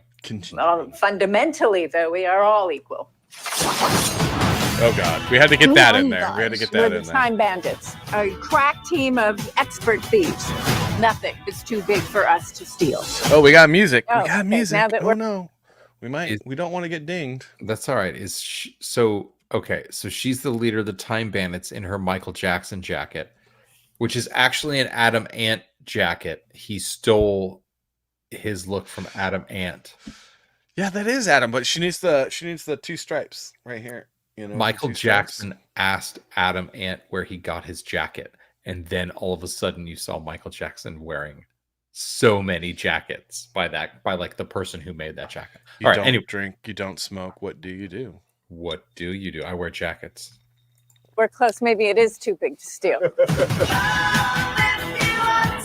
Oh, and Jermaine Clement is involved as well. Oh, I love Jermaine Clement, man. I do. You have a Dude, how long is this trailer? Holy crap, we're like halfway through it. I feel like it's an eternity. Time. We almost need some Time Bandits to get through it. We almost need some time traveling to skip ahead. Wow, Mansa Musa. Some people say you're even richer than. Man, the songs. Come on, man. Put the popular music. Apple has rights, so they're like, oh, we're gonna play what we want to. Jeff Bezos. All through the trailer. Bezos from Amazon. Wealthier than the mighty Jeff Bezos of the Amazon. We have no knowledge of who that is. Okay. That map cannot and must not fall. There he is. There he is. Oh, and here. Oh, we have little people. Is that allowed? The true time. Allowed? That was the part of Time Bandits. It's like there were a bunch of these guys. Wrong hands. Or girls, or whatever they identify as. whatever. I shudder to think what would happen. Bring me that map. With it, I could create a universe of pure evil. Oh, there's Ray Clement. It's evil, therefore it's serious. It's evil, therefore it's serious. He's so good. Oh man, I love him, man. My Man. favorite character of his though is Tomatillo, man. It's Tomatillo from Moana. So It's the best good. character he's ever done. He's well, I don't know about that, but he's very good. Or David Bowie, which is my favorite character. Man, this song, come on. I know you guys are killing us with the music. Maybe Man, they they do this on purpose. They do. Because they're like, don't watch our trailer. You can't watch our Did trailer. everyone steal? I got this beautiful vase. Vase. Oh, vase. Everyone got faces. the vase? Yeah. Thanks you all for a brief moment in my life. I felt Well, like I was here's the part of thing, though. Is like, something. why? How do you feel about this? I've never been a fan of when you're making a trailer, and I worked at a company called Trailer Park. I was around a lot of trailers. I worked with a lot of trailers, and not trailers like the ones that you hitch to your truck, but movie trailers. I've never been a fan of when the music is right on the nose, like roam where you want. Like it's too on the nose, man. It's way too on the nose. I'm more like, I want that weird music that like more fits the mood. Yes, than anything. The music should be a vibe and a full emotion and shouldn't like dictate what is happening on screen. Yeah. It shouldn't be a step-by-step guide to what's going on. It should make you feel the way that you're supposed to feel, that they want you to feel at the moment. It's about feeling, bro. Feeling and emotions, man. And I mean, I used to voice trailers. I used to VO trailers too. So I'm fully familiar with the way that they're doing things, but they're also changing the way that they're cutting trailers now for various reasons. For one of them is so that folks like us can't just be playing their trailer on here because it's going to get dinged from us. It's going to get dinged from Columbia, which is really stupid marketing. That's just bad marketing, because I would want to make a trailer that everyone wants to watch, and then let all these people, these YouTube channels and stuff watch my trailer. Just make a really good trailer, because that is free marketing, man. That's like more views on your stuff. Like Hollywood is a little backwards oftentimes. Like they're like. The only time they embrace new ideas is when it can save them money. But if they think for one moment that they're going to lose $1, which why would you even lose $1 with someone on your YouTube channel watching a trailer? They're like, no, you can't do that. We will strike you. We will strike you down. We will strike you down. It's like, dude, it's free marketing, bro. You're sacrificing clicks. Yeah, and it's like, you don't need the clicks. You need people to go to watch the movie. That's what you want. So letting people watch your trailer, make a good trailer, and like, oh, this looks interesting. Oh, wow, okay. Even if like they're saying it's bad, it might look interesting to the audience, because sometimes you see things and you're like, it still kind of looks good. What are you talking about? Let them watch it, man. All right, let's see if we can finish this up. Okay, let's take him home. This isn't my house. Yeah, there's your family over there. They're not my family. But they look exactly like you. This sounds like a family matter, and we should give them space. That logo's a little disappointing. That's a disappointing logo. It's a very phoned-in logo, but whatever. Yeah. Will I watch it? Probably not. Probably not. I don't know. Like I do. Did you see the pirate one that he did? Him and Reese Darby did they have a pirate thing. I think it's also on Apple TV Plus. This guy has deals with Disney, Marvel, and Apple. Like he's pulling from the biggest pots of gold that exist. It's unreal the access this guy has right now. It's unreal. Well, all right. So, you know what we forgot to do, and we should have done it right after. Oh, we should. Beverly Hills Cop, Axel F. We should have, but you know what? We had to pee. We did. I did have to pee. But you know what? Really we had a lot of crystal glasses filled with like Busch Light. So. I did. So I think we should do it now. All right, are you guys ready? Are you guys ready for our top 5 for the week? We have a top 5 for you that we have. What is it? Well, are you gonna do the thing? You should do the thing. Should I do the thing? You should do the thing. Can you do the thing? I'll do the thing. Are you guys ready? I'm gonna do the thing.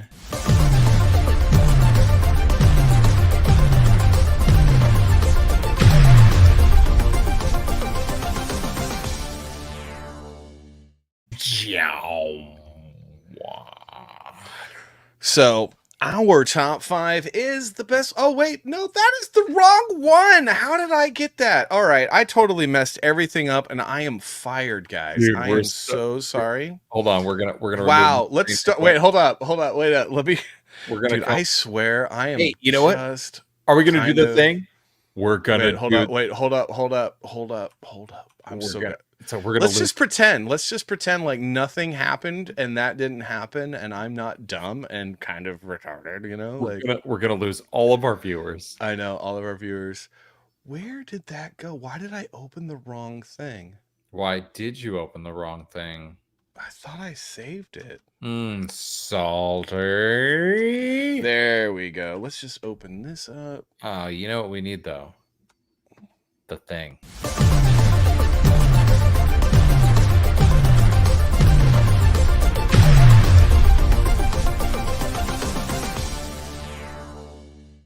So we're always doing a top 5. All right, sorry guys. Oh, that was great. No, you're fine. Don't worry about it. We just pretend like that first part didn't happen at all. We're just right here. So we're doing the top 5 buddy cop movies. Anybody who watched last week is like, "Hey, wait a minute! I already saw that top 5. 4th of July was last week. What? Wait a minute." All right, so where are these guys? Okay, so top 5 buddy cop movies. So this is specifically films, like buddy cop movies aren't necessarily just films with 2 guys who are cops. This is there's fun, there's laughs, there's action, there's comedy. But there's definitely laughs. There's comedy. Yeah. So the best. This is in.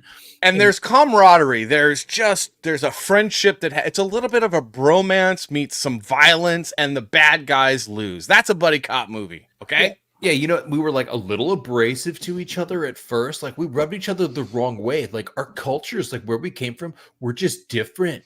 But by the end, oh man, we're like super best friends. Like friends of friends. Like we're so close, bro. So much so we got to make a second movie. So much so we need to make a sequel because we're making money off this. So all right, so what we got? We got 5 movies. Are you ready? Top 5 movies. We're gonna go ahead and hit you with the number 5 of the top 5 best buddy cop movies. Knock this shit off! I have been having a very bad day. Just got out of jail this morning. Already I have been shot at. I was on the bus that flipped over 17 times. A bitch tried to stab me in the bathroom. And somebody blew up my Porsche. Somebody blew up my Porsche. 48 Hours, man. Number 5. I love that movie. I was not allowed to watch it when I was a kid, but when I went over to my aunt and uncle's house during the summer in Laguna Beach, my aunt would let me watch it with my uncle. And I laughed out loud so hard when I was still in elementary school. The curse words were aplenty, but it was funny. Oh man. And I love that movie. It's big, so yeah. And so, yeah, that is just a great film. That is a great film. Absolutely love it. And Nick Nolte, who, when my beard was slightly shorter, a lot of people, when I was in college, people were like, "Is your uncle Nick Nolte?" Did you tell him yes? You're like, "Yeah, that's my uncle." But I would just go, and they're like, "Oh, totally." I'm Nick Nolte. It's like I'm on drugs. Nolte. You've been Noltied. Oh right. man. So that Good was movie. number 5, 48 Hours. That was absolutely fantastic. So coming in at number 4 on the bus.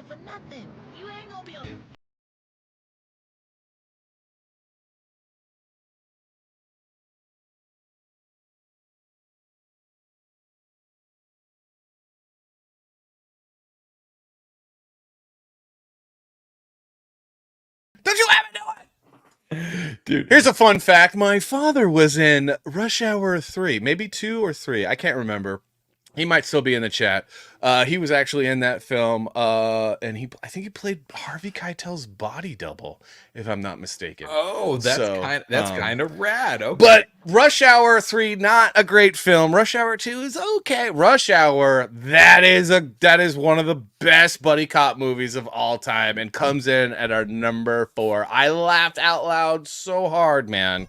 It's really funny because that scene specifically makes me think of a lot of memes that are going around right now, where when we play, people of our generation play like early 2000s hip hop and stuff like that, what kids hear, what kids of today hear, and what they hear is basically, and people have done remixes where it sounds like the hip hop sounds like the Beach Boys. It's like, yeah, like hot, sicker than your average, and you're like that's what the kids hear.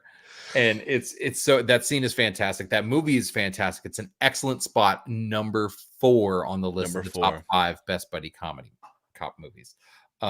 Number 3. Oh man, this list is great because all these movies are so good. If you haven't seen any of these, you have to go watch them. Some of them have sequels. Some of them are sequels. Some of them are part of the bigger picture of comedy. But definitely check them out. Number 3, we're coming in hot with number 3 on the top 5 best buddy cop movies. What the hell's going on here? Who the hell are you? Chief, this is... Shut up, Rosewood! My name is Johnny Wishbone. Johnny Wishbone, and I'm a psychic from the island of St. Croix. Yes, I'm a psychic from the island of St. Croix, and I read in the St. Croix Gazette that the Beverly Hills Police Department having some trouble figuring out crime. Figuring out. So we picked Beverly Hills Cop 2, and people are like, oh, where's Beverly Hills Cop 1? I don't know. Maybe it's coming up. I don't know. But Beverly Hills Cop 2 is it's like one of the best sequels of the 20th century. Okay, I will just say that. I was like, was that clip from Beverly Hills Cop 2? I didn't pull up these clips, but I'm like, they're so good. Like, it's so good. I was like, wait a minute, was that from the first one? And it's just like Beverly Hills Cop 2 is so great because it's just like Eddie Murphy is basically doing his stand-up. Judge Reinhold is like kind of holding his water, and then Taggart's just laughing the whole time. And it's a really fun, it's just a great buddy cop movie. I mean, it really is. Yeah. Judge Reinhold doing the whole bit where he does all the acronyms. He's like, oh, I'm the DDIDODC or whatever the heck it is. And that's when I think number 2 is where they start with the arsenal. He starts to show like, oh, I have access to the arsenal. So there's a nod to that also in the new film. All the deep Beverly Hills Cop fans will know that one. So number 3 on our list, Beverly Hills Cop 2, because even though Beverly Hills Cop 1 is unbelievable, maybe Beverly Hills Cop 2 slipped in at number 3 because we think don't it's know. I just don't find out. You don't know. All right. So number 2. Oh, perfect. Gun!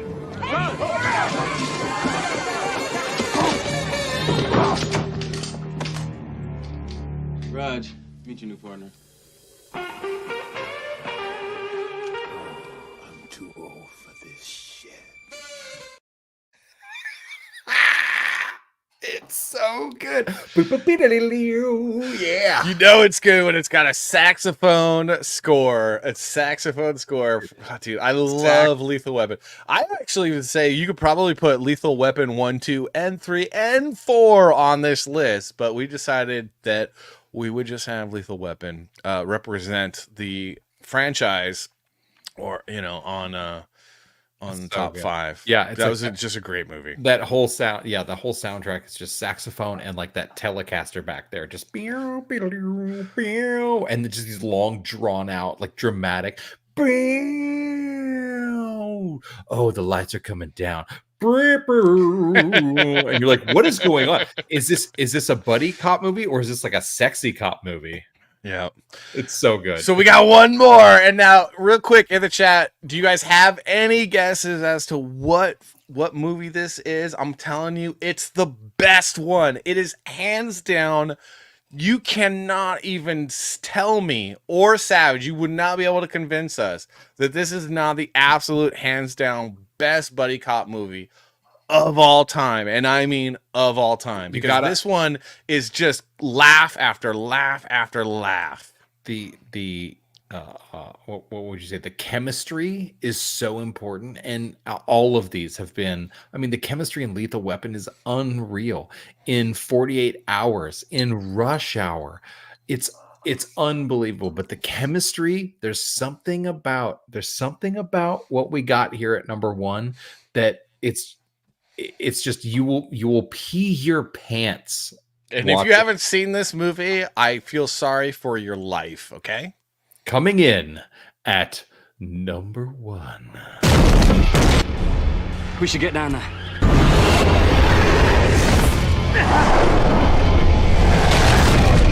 Head him off? Fuck yeah!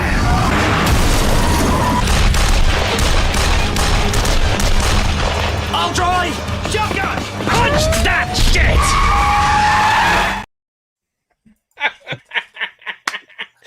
Oh man, I do love the gases. Oh, Tango and Cash, nope. Die Hard 3, absolutely not.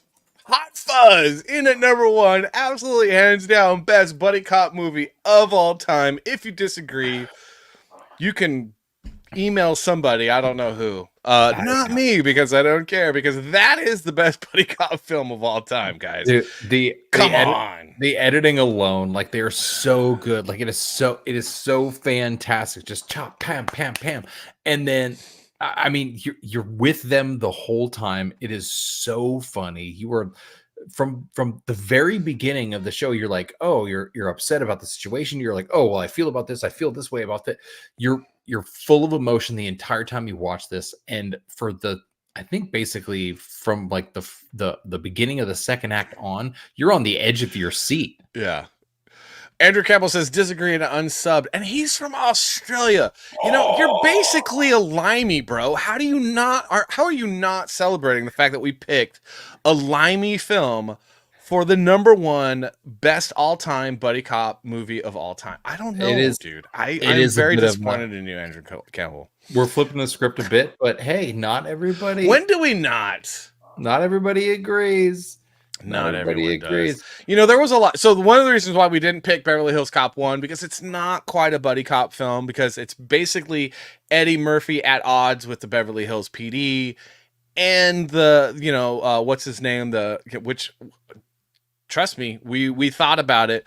And then Tango and Cash was definitely an honorable mention.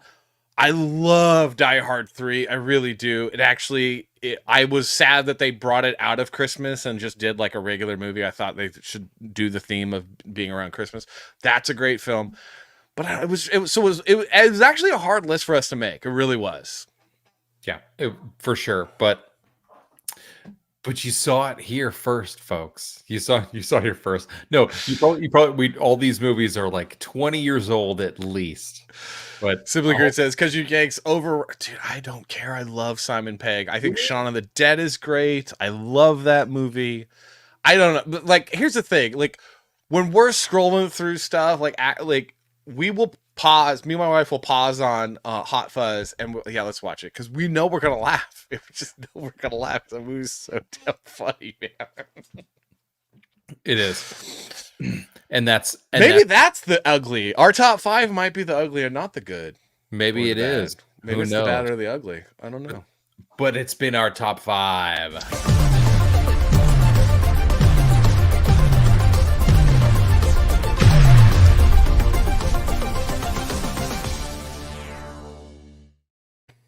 You can let us know how you feel in the chat. You could curse us out for all I care. We will respect you for your opinion. So what are you drinking tonight, buddy? Also, though, the conversation might go something like this. What's your operating number? conversation anyway. Luke, we're gonna have company! Because if you disagree, I'm sorry you're wrong. I'm sorry you're wrong. It was a long conversation anyway. What are you drinking tonight? Are you drinking? What's going on? I'm having very, very weak rum and cokes. Are you just a splash of rum with a lot of Coke? You're taking it gentle tonight? Yeah, but I do caffeine-free Coke Zeros because I don't like the caffeine or the sugar. Because I'm an old man that shouldn't be drinking either of those things. I like a Coke Zero, but I do occasionally I'll sneak a 12-pack of caffeine-free Coke Zero because I'm like, hey, maybe I can have one of these before bed. No. Like, how old am I? Like, what's going on? I drink caffeine past noon and I'm up all night. Like, I'm like, well, I guess I'm going to bed at 5 o'clock when the sun comes up because I've drank caffeine. When it comes to caffeine, I'm very sensitive. No joke, man. And like, I have a Coke and I'm like, oh, I'm just going to go ahead and not sleep tonight. Maybe take a nap tomorrow and it's terrible. I hate it. Oh, all right. So do we have more news? We have a lot more news. Well, there's more. There's a new Gladiator. I'm pretty sure that we have a Gladiator trailer. Oh, good Lord. Oh, man. Do we care? Do we care enough for a Gladiator? Wait. I don't want to add that to the stage. I don't know what I'm doing ever in my life. There's various pieces of news, like Kevin Feige had to explain pegging to MCU execs. What? Because of Wolverine. What? Yes. Wait. Okay. So this is normally a family-friendly show, but what? You want to pull that article up real quick? Wait, what? Let me just go ahead and pull that up. Speaking of Simon Pegg. Speaking of pegging. Speaking of Simon Pegg and Hot Fuzz, so Kevin Feige had to explain pegging to MCU execs thanks to Deadpool and did he really though? Did he really, or did he have to explain it to them when it came to adults and consent? Because it is Disney executives, and well, there aren't as many Catholics anymore in the industry, so he did have to explain a few things. Oh my gosh.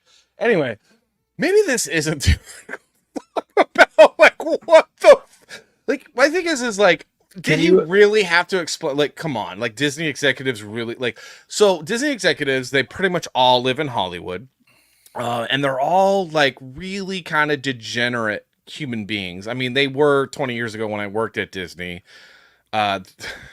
I could tell you stories, guys. I really could tell you stories. I was an 18-year-old virgin that worked at Disney, and good Lord, the sexual harassment that happened there. If I was not a white straight male, I would have been rich from it. My father could tell you. I would come home and be like, Dad, this guy was trying to take me home tonight. well, if that isn't a fine how do you do?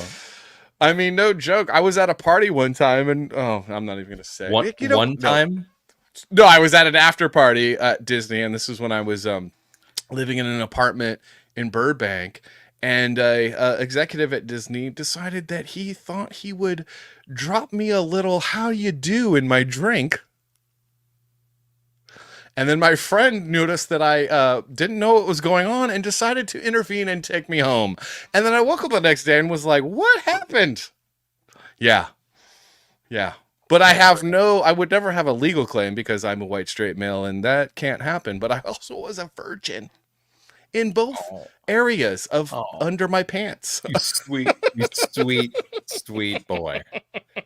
So, but yes, does a big time producer director, like one of the biggest names in Hollywood, does he really have to explain pegging to a group of overpaid executives who go, I didn't get a harump out of that guy? Yeah. Like, I don't think so. I think this is a marketing ploy. Just like, oh, there's racist things being happening. This is making people go, wait a minute. They talk about pegging in Wolverine, and first of all, it does two things. It makes them go, this is probably going to be pretty funny. I'm definitely going to look for the pegging part. in the movie. The other thing it does is make people Google pegging. Which is probably their goal, because they're dirty birdies. Dude, honestly, if you could have a webcam, think about this. If you could have a webcam every time some boomer or older adult Googled pegging, just being genuinely curious, and then don't do it. Got the results, and they'd be like, oh, like if you could see their face, if you could just do a compilation of the reactions, it'd be like all the people that saw Lemon Party for the first time. They're just like, oh. I don't even know what that is, and I don't think that I want. Okay, all on the list of things not to Google. We should probably do the we should do the top 5 things not to Google. Yeah. I made the mistake last week of I saw a meme on Facebook, and I don't even know why I'm on Facebook anymore because I hate Meta. I hate Meta. And someone posted a meme, and it was John Connors, and he was talking to Arnold, the Terminator, and he was like, "Don't Facebook search chicken soup." And I was like, "Why, John Connors? Why would I not like Facebook search chicken soup? Because I like chicken soup when I have the flu or the cold. I like chicken soup."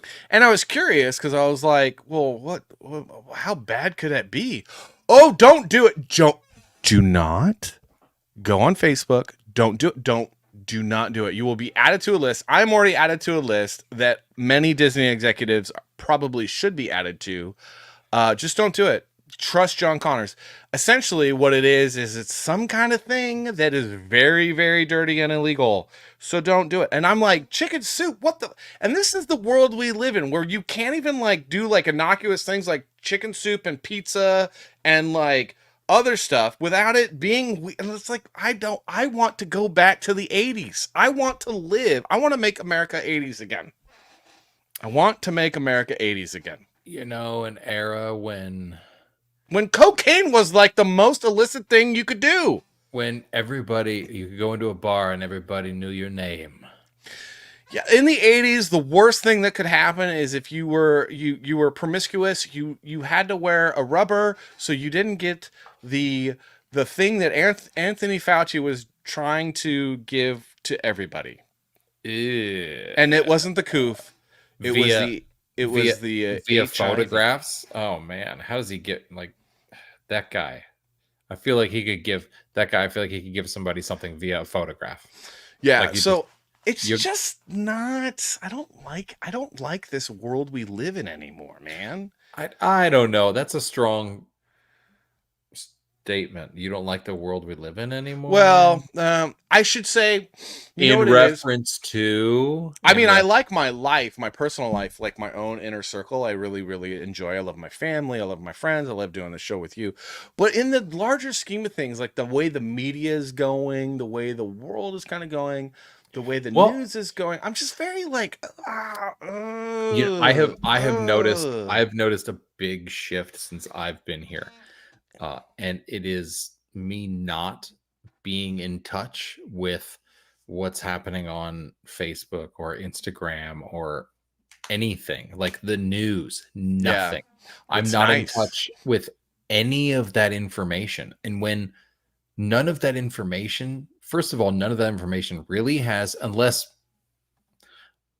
granted, unless you need to look out for like surface to air missiles or something like that.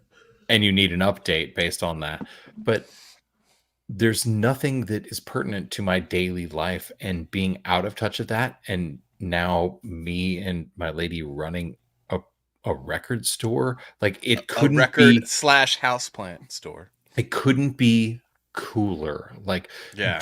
You talked about going to Blockbuster earlier and how that was like the greatest thing ever. I used to work at multiple video stores, and my uncle and mother actually owned video stores. The exact feeling of when you're standing in a place that maybe you're not going to talk to anybody for 2 hours, and then maybe you'll talk to 3 people, and each one of those people you talk to for 20 minutes about a random movie or something. That's exactly what it's like in the record store. You'll talk to somebody about a song forever, and then you won't talk to anybody for 2 hours. Life is a lot better in living in the middle of the country than it is living on the coast. That is for sure. And I think the internet just hooks us up back into that world that is kind of like falling down the rabbit hole, you know, where it's like it is degenerate. Because if you do unplug for a day or a week or a weekend, you're like, oh no, dude, life is simple, life is good, life is like a day is nothing. Like, unplug yourself for an entire week and see how by the time you get to the 7th day, there's going to be two things. You're either going to be super worried, like that you've missed something, or you're going to feel this incredible sense of relief, and that will basically tell you where your priorities lie. Also, so Suit says, wasn't Acolyte just amazing? And I'm like, okay, here's my question to you, Suit. I was gonna pull that up. It's so great. Wasn't it just amazing? Here's my question to you, Suit. If I play your video, if I play your Acolyte parody of episode 6, am I gonna get are you gonna get copyright struck? I don't know. I think we should watch this, dude. It's actually pretty funny, man. It's fair use. Let's you know what? Suit's a talented guy. Some of the times he does stuff that's really degenerate, and I'm like, buddy. So, but other times, just right on the nose. So let's watch this. Let's watch. I'll pause it just in case. I can sense that OSHA is following me, but this is the way. So the way it is. Oh, my lovely bathing spot. Dude, so whatever the AI you're using is so freaking on the money, bro. So if you guys don't know who Suit is, the Baron, maybe the Baron could find his YouTube channel. It's like Suit Yourself on YouTube, and then Yourself Suit on Twitter. Dude is hilarious. He makes some of the funny. He does like a lot of like just animations and stuff. It's just so funny. Okay, let's keep watching. It's just funny, dude. Even though I have a hot tub in my man cave. Yep, she's still watching me.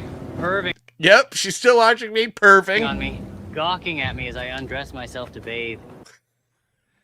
In my suit. The voice is like very close. It's like super close. It is supremely close. That like even if you hadn't seen the show, you'd be like, that totally looks like that guy's. That sounds like that guy's voice. Like so funny, man. Oh, look at my incredible tailored outfit. Oh yeah. I hid behind a rock, watching as this man who murdered all my friends undressed himself. He appeared to have a scar from what looked like a light whip. A light whip? Light whip. Wow. Dude, he's straight up. That's the thing. Suit's attention to detail is always on the money, man. It's always on the money. I didn't even think about that, but a light whip. If he's right, that is so good. Oh, dude. But the levels here, because it's like, it's this whole like, what he's doing is he's kind of establishing a story that's like 50 Shades of Grey. Like it's this like, it's more like, and I'm like, dude, you saw something that the rest of us didn't see, which is you saw some weird fan made, like, because 50 Shades of Grey was actually started out as fan fiction for Twilight. Twilight, right? Yeah. And so this is kind of like he's seeing this whole like fan fiction. He's like already ahead of the curve. There's gonna be fan fiction that's gonna go into all that. Like this. Oh my gosh, dude. This is so Suit good. is a genius. Basically, is what I'm trying to say. But I couldn't care about that as I gazed upon his muscular body. He removed his pants and began to walk into the water, his balls bouncing back and forth as... He always has to take it to the next. That's the problem. The problem with Suit is that he always has to go. His ball. He's like, "Where's the line? Oh, let me just cross it." No, it's not even like it's totally fine. It's like an appropriate line, and it's hilarious. He walked. As I perved upon his body from a distance, I almost forgot that this was a Star Wars show intended for children.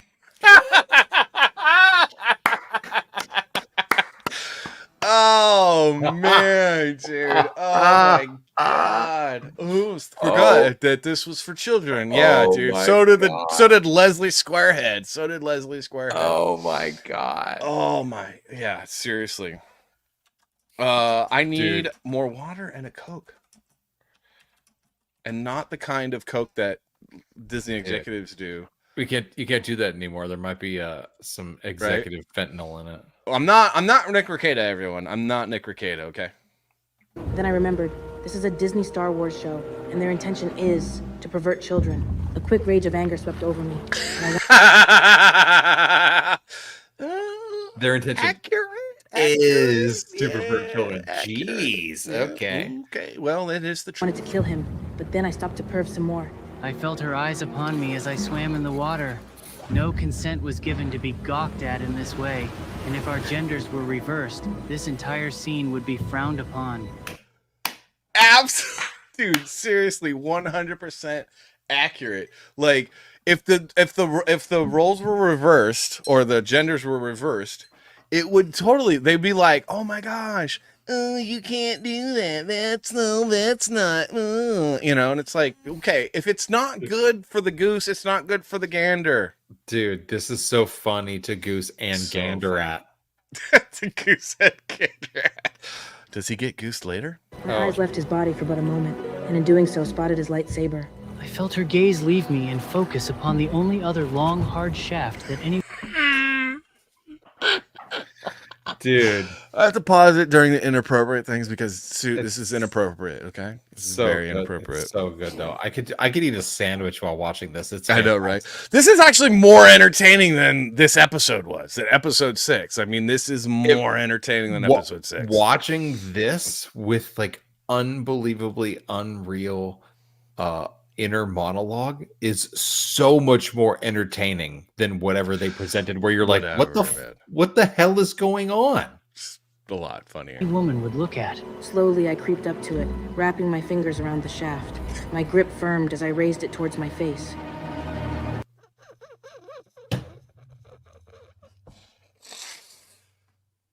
Just keep watching. Just keep watching. How does it feel? It feels good, doesn't it?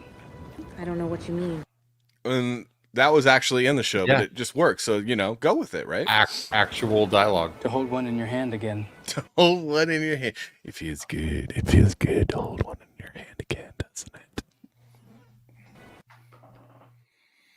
Oh. Apparently there's a part 2. Oh my gosh, that was a good laugh. Dude, it's so good. It better be. That's almost better than a sequel to Axel F. It potentially could be. He says he tweeted it. It's fine. Oh no, I got it. I got it pulled up. We're gonna get this, folks. I got it pulled up. Dude, we can watch it right now, man. I don't even need to. So I'm guessing that the thing we watched earlier with the other AI voice and the pulling where the Night Sisters were all doing the chant or whatever, and they're pulling it out of the Wookiee's head. That was him as well. No, I don't think that was him. Oh no, okay. No. This is hysterical. Let's go. Where's number 2? Funny. This is number 2 right here. Oh my dear Lord. No, I haven't done that episode yet. Well, your version will be much better. Let's get on it. Let's get on it, mate. Come on. Oh my gosh, dude, it's so funny, man. Dude, I can't wait. I'm supposed to go to Australia for Ganja's wedding. I don't know when that is. Oh, I would love to go to Australia. Ganja's wedding is so great. Because Ganja was on the show earlier. I think he's probably doing other stuff right now. But yeah, living life. When I'm gonna be like, yo, all my Australian homies, man, we gotta hang one of these nights, dude, in Australia. I know it's a big island, so like I don't know where everyone's gonna be because it's like a big island, you know. You and me are gonna talk because if you go down, you gotta find an axe for me and bring it back. There's specific axes in Australia that's actually like a thing. All right, let's keep watching this. Let's do this. Where you are. That's a lightsaber, not a blaster.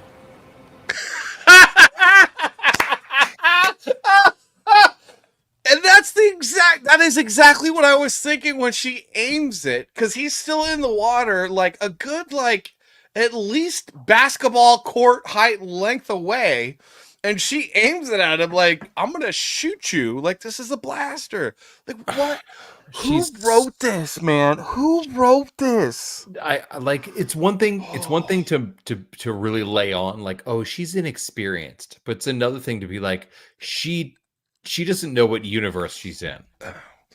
No, I mean, but also, who wrote, like, so she's not the greatest actress, but you can write around that. You know what I mean? It's like you limit the dialogue, you do other stuff, you cut, you edit, you cut. But like straight up aiming a lightsaber, like she can actually shoot out, you know, like a blaster. Come on, man. Come on, man. I'm gonna put my clothes back on.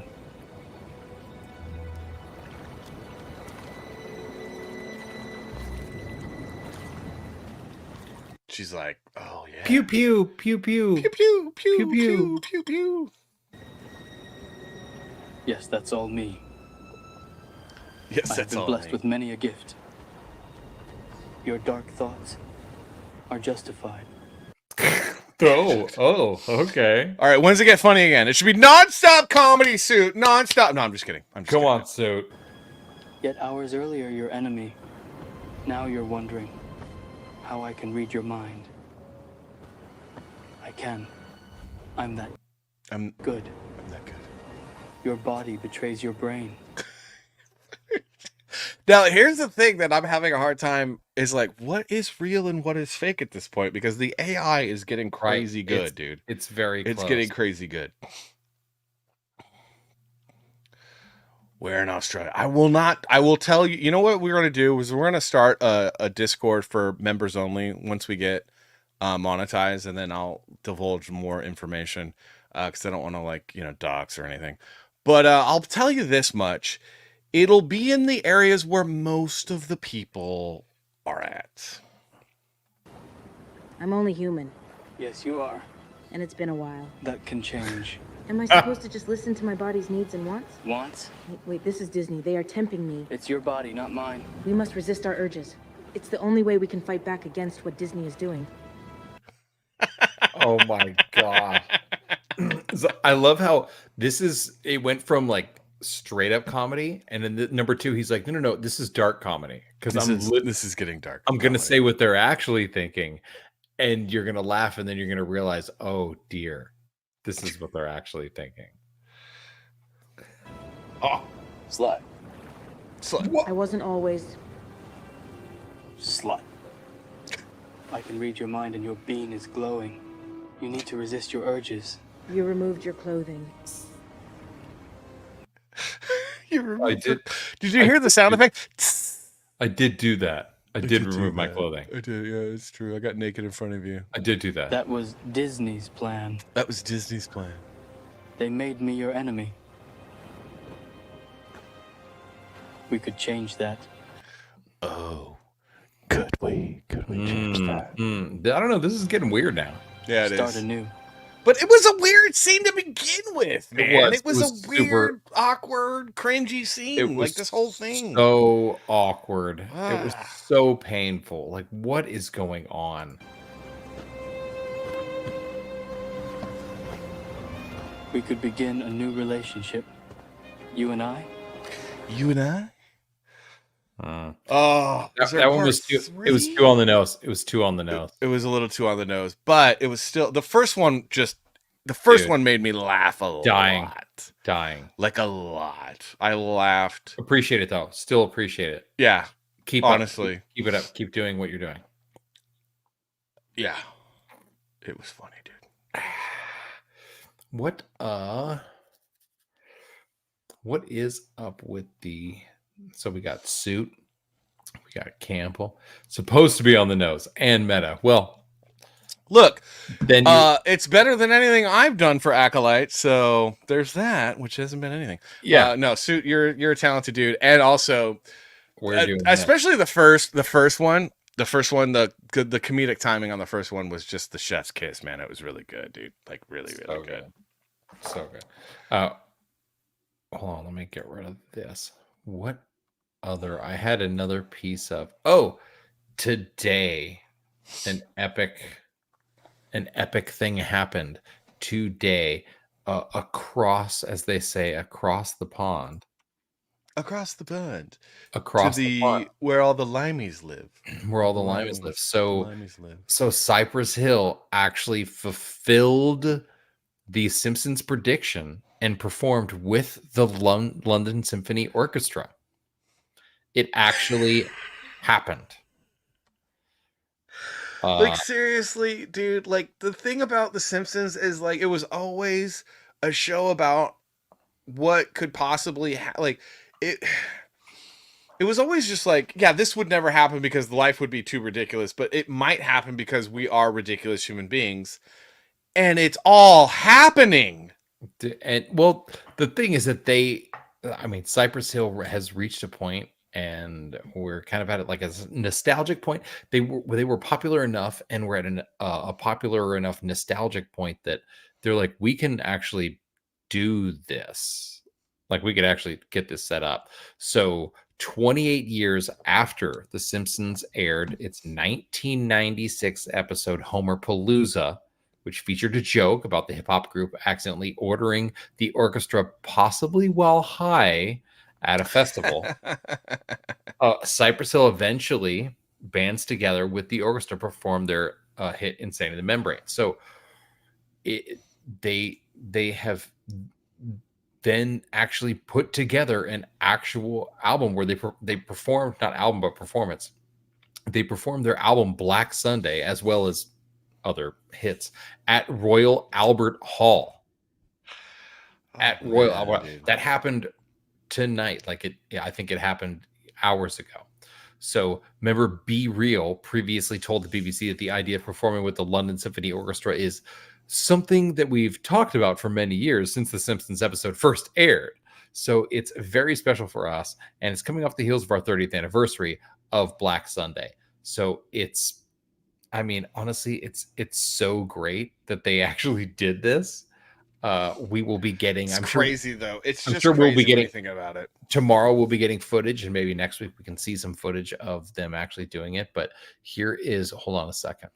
Let me get to this page. This is the clip, I believe. Hello, bands. Who is playing with the London Symphony Orchestra? Come on, people. Somebody order the London Symphony Orchestra.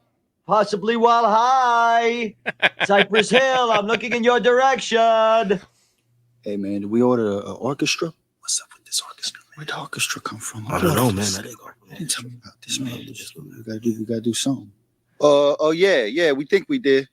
Do you know Insane in the Brain? We mostly know classical, but we could give it a shot.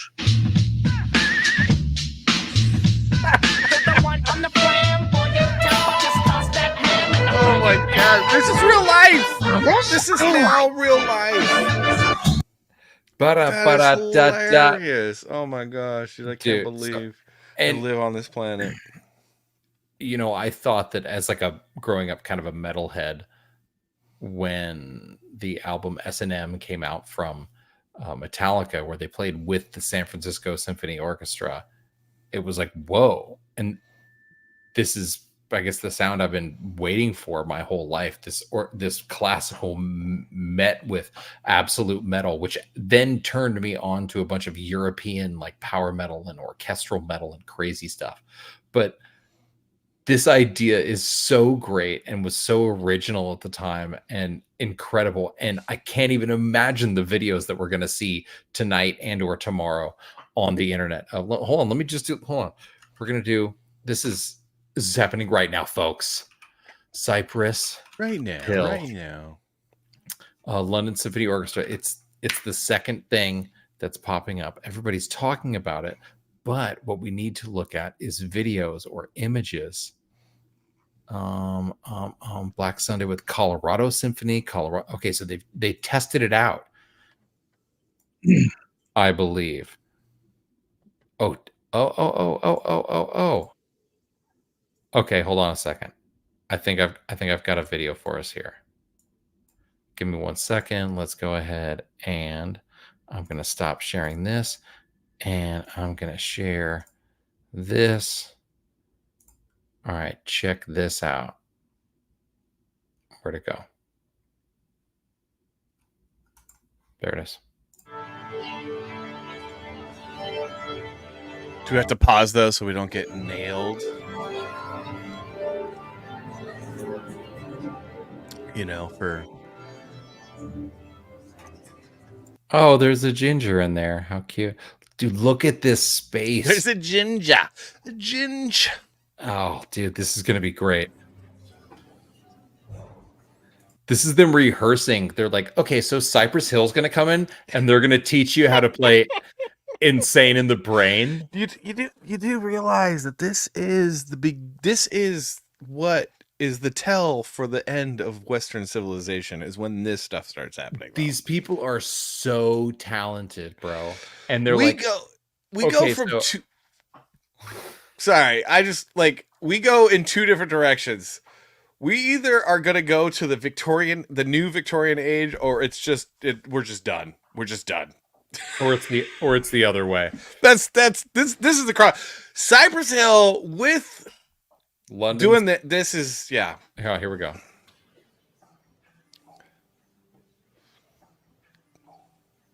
Band to rehearsal, please. The London Symphony Orchestra is tuned and ready. Probably have to pause Cypress it. Hill? Probably gotta pause is it ready for you. because we're gonna get this Cypress Hill. Dude, they're so old. Hold on. They're older than us. Does he have a hat that says Savage on it? It does. It does. Does You gotta get that hat, bro. You gotta get that hat. Oh. Okay, here we go. Oh, that's what we should get. We should get hats and they say salty, and then yours says savage. Huh? Oh. The LSO? Did we actually order the London Symphony Orchestra? These dudes are Maybe we older than did. us. You better get to rehearsal then. Let's go. Dude, that Savage hat is sick. That is pretty dope.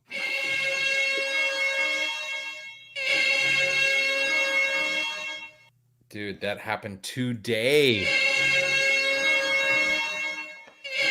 Can you imagine that sound? Just man, the orchestra just doing that note, and then they walk out on stage. Man, I would be losing my mind. Oh man, dude, That is okay. Let's get rid of that. That is so cool. Again, got a record store, big music fan. Hey, do we want to talk about what the record of the week is? Just real quick. What is the record of the week? Dude, the record of the week. And this isn't the record of the week wasn't necessarily something that I discussed with Salty. I just went ahead and I don't. So I cannot say that I would agree or disagree with this. We'll give my reaction live because I am a music snob. He wasn't involved, but I grabbed one real quick just out of my personal stash. And there's a bunch that I've been going through so many crates of records lately, and I feel like I could put a stack of record of the weeks here for you. So I'm super excited to even start this, but what we have here is Linda Ronstadt's greatest hits. Let me just go ahead and tell you, if you don't know who Linda Ronstadt is, get the fuck out. Get that. Yes. However, First of all, but secondly, this woman has sung more hits than you've had hot meals. This woman, like, I don't care how you're like, wait, Linda, just this record is an addition to any collection because her voice will melt your soul. Her songs will warm your heart. This woman has become like the go-to that, like, she has so many songs that there is now a common saying in my house of when we turn around and go, is that Linda fucking Ronstadt? Because she's on so many tracks, man. She is. She's great. However, I will take umbrage with your choice for one reason and one reason only. Go ahead. And it's not because anything against Linda Ronstadt, because I love her music. But when you do an album of the week, it can never be a greatest hits album. It has to be an album. Here's no greatest hits. What is this crap? I absolutely agree with your umbrage and despair at this moment. But the reason I grab this is because there are like every single, it's not just like greatest hits where you're like, oh, I know most of these songs. No, you know every one. Every single one of these songs, you know all the words to, probably the versions that multiple people have done, but these are the best versions. And this woman's voice at this time, when this photo was taken, was like glass. And yeah, she cannot be confronted with anything other than praise. If you're going to do a greatest hits album as an album of the week, Linda Ronstadt. I can never say. I'm not going to do. I'm not going to do the Eagles. The greatest. No. So there's like 3 artists that you can do this with. She is one of them. Johnny Cash is the other one. Ooh, yeah. Who would be the probably third? because his killer music is spread out so far. And who would be the third? I mean, I feel like I don't know. That would be there. I mean, I'm sure someone could come up with it, but I could excuse that one. I could excuse that one. However, most of the time they should not be greatest hits. That's okay. It's absolutely, and I totally. This is Johnny Cash. I appreciate that you called me out for that, because at the same time I was like, the only reason this is okay is because it's Linda mother effing Ronstadt. Yeah, no, this is true. This is true. Yeah, Eagles. No, plus. All I'm going to say right now, I will say, they're not coming on. Bands banned from album of the week. Eagles is one of them. Okay, I'm sorry. I have to side with the dude on this one. Not gonna anything but the Eagles, man. Anything but the Eagles. Okay. Anything. I just sold a copy of their greatest hits the other day. Boom. Did you? Yeah, I picked I dug it out of a record store in the middle of nowhere and sold it 2 days later because someone was like, "Oh, I don't have this album," and I'm like, "Yeah, everybody wants that album." Like what was the guy that was from the Doobie Brothers that what's his name that was on 40-Year-Old Virgin? He's like, "Not again." No, that's how I feel. Michael McDonald. Yeah, Michael McDonald. That's how I feel about the Eagles, man. I feel like Paul Rudd's character at the electronics store. Every time the Eagles play, I'm like, God, not Don Henley again. I can't do it. I would rather listen to Chicago than the Eagles. Chicago's great. Chicago's got some great music. Yeah, that's true. Chicago's good. Chicago's like a jazz band because Chicago is pretty good. Technical. They're very good. Certain songs, I'm like, I could take or leave. Peter Cetera, definitely his solo stuff, not good. Chicago is pretty good. All right. Are we watching the Gladiator 2? Are we? I think we're getting called out. Are we going to watch this? I haven't watched this yet. You haven't? We may have to do pausing. He's talking about. Yeah. Also a big warning because the Gladiator trailer starts with like a mini trailer to the trailer that tells I know. The trailer's going to start now. You know what? How about we skip that? How about we skip that? I'm going to skip that. How about we jump ahead like exactly, I don't know, 5 or 6 seconds? How about we do this where it actually is all, here's the trailer because we spelled it out for you. We wrote it on the screen. Like, I want to know what Trailer House did this, because if it is my old company that I worked at Trailer Park, This is what you get for cutting trailers like this. Nobody wants this. Nobody wants this. Nobody wants this, dude. All right, let's watch this. This is for an algorithm. Let's watch this thing. Oh, I get no audio. I didn't do. Yeah, okay. Now the trailer starts. The trailer starts now. No, we're getting no audio. We're getting no audio. Yeah, really? yeah. Here, hold on. I got it. Do you have it? Yeah. All right. Why are we not getting any audio? Why do you hate me, Google Chrome? Hold on, I'm gonna drop yours. I'm gonna add mine. Let me see if I can get it.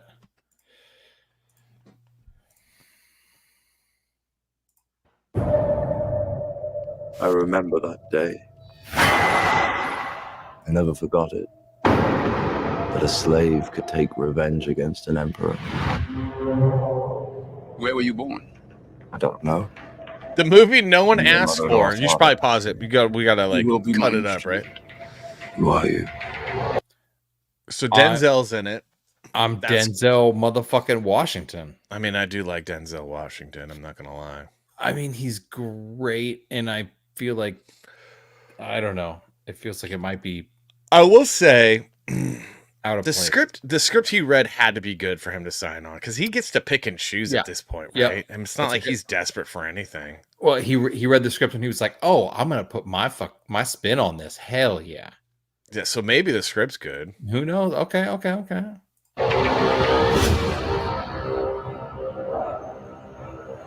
Did you hear that crowd?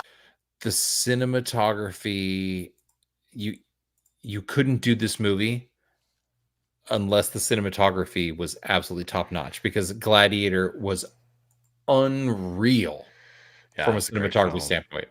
Unreal. Not to mention, like, when cinematography and the soundtrack changes the way soundtracks are made, it's so good. Did you hear that crowd? The greatest temple Rome ever built. The Colosseum. Oh, trailer.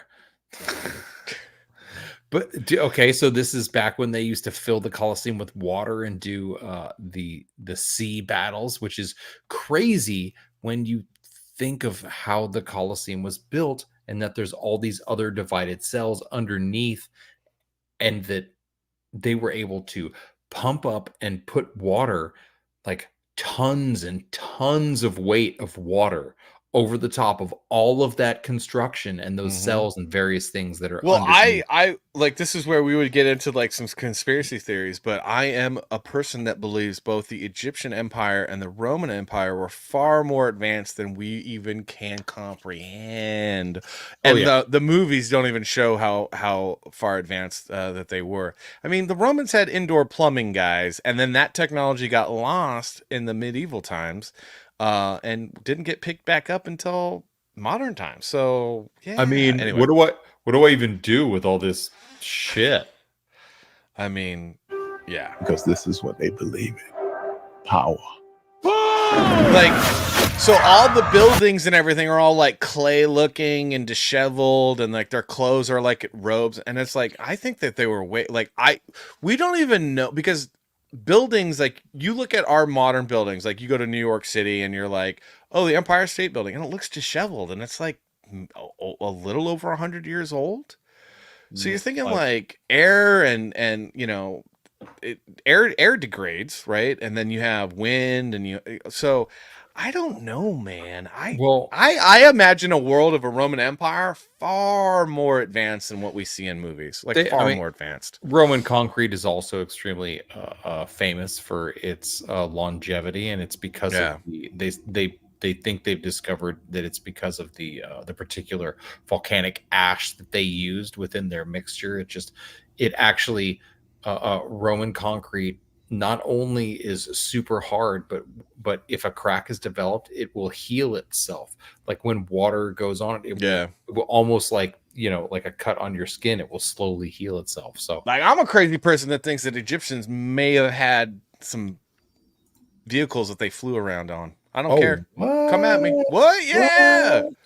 I think Stargate is more accurate than anything else we've seen. It wasn't slave labor that built these like unbelievably intricate, massive pyramids. Yeah, no, I don't think so.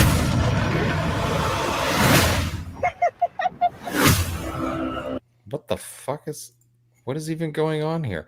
Look at all, they got like cuts. Are they meth addicts? What is this? Okay. So the original, what's her name, is here. Oh yeah. And these are like her kids now, maybe, or something, or nephews. Probably nephews, because she had the one son, right? That dude looks like he's got syphilis or something. He's got something. He's like, I've done a lot of dirty things, sexually speaking. Oh, I listen to a lot of punk music. General Acacius, there are victories yet still to come. Rome has so many subjects. She must feed them. So Is he the Caesar? Is he Pedro's Pablo? he's in everything. Pedro Pablo Pascal. Pedro? Whatever. Pedro Pascal. Not Mr. Fantastic. He shouldn't be Mr. Fantastic. So he's in everything. He's Too in much. everything. He's so good, but he's in everything. It sucks. Yeah. All right. Well, let's see what happens. Less is more, bro. Less is more.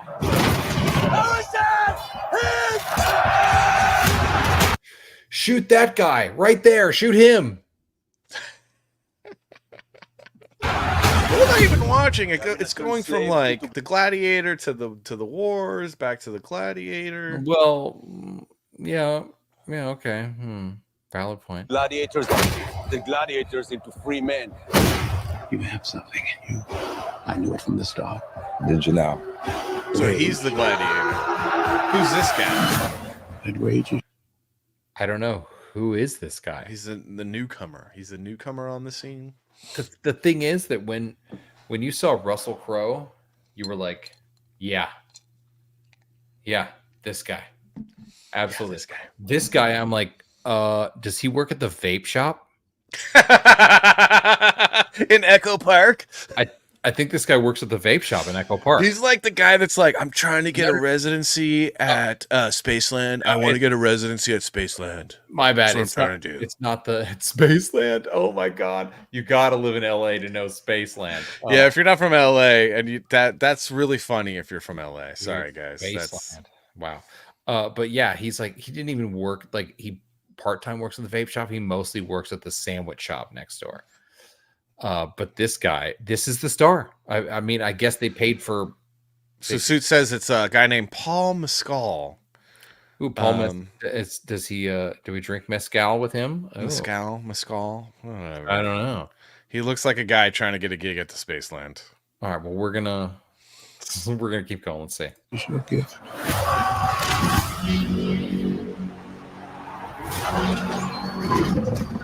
This is about survival!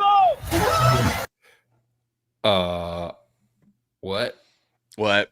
That's amazing. That is pretty awesome. And they did used to get animals from Africa and be just like, we're gonna put you against it. Good luck. Yep. Gonna put you against some lions, some rhinos, some. You know what I've never seen though. You know what you've never seen in one of these movies is people fighting some hippopotami. A hippo? Because hippos are no joke, man. Okay. You do not want to mess with a hippo, bro. Hippos have killed humans the most out of all of the animals on the planet. It is not rhinoceroses. It is not lions. It's not tigers. It's not bears. It is hippopotamuses. Whatever. Survive! Hold together, and when it charges, break for the wall.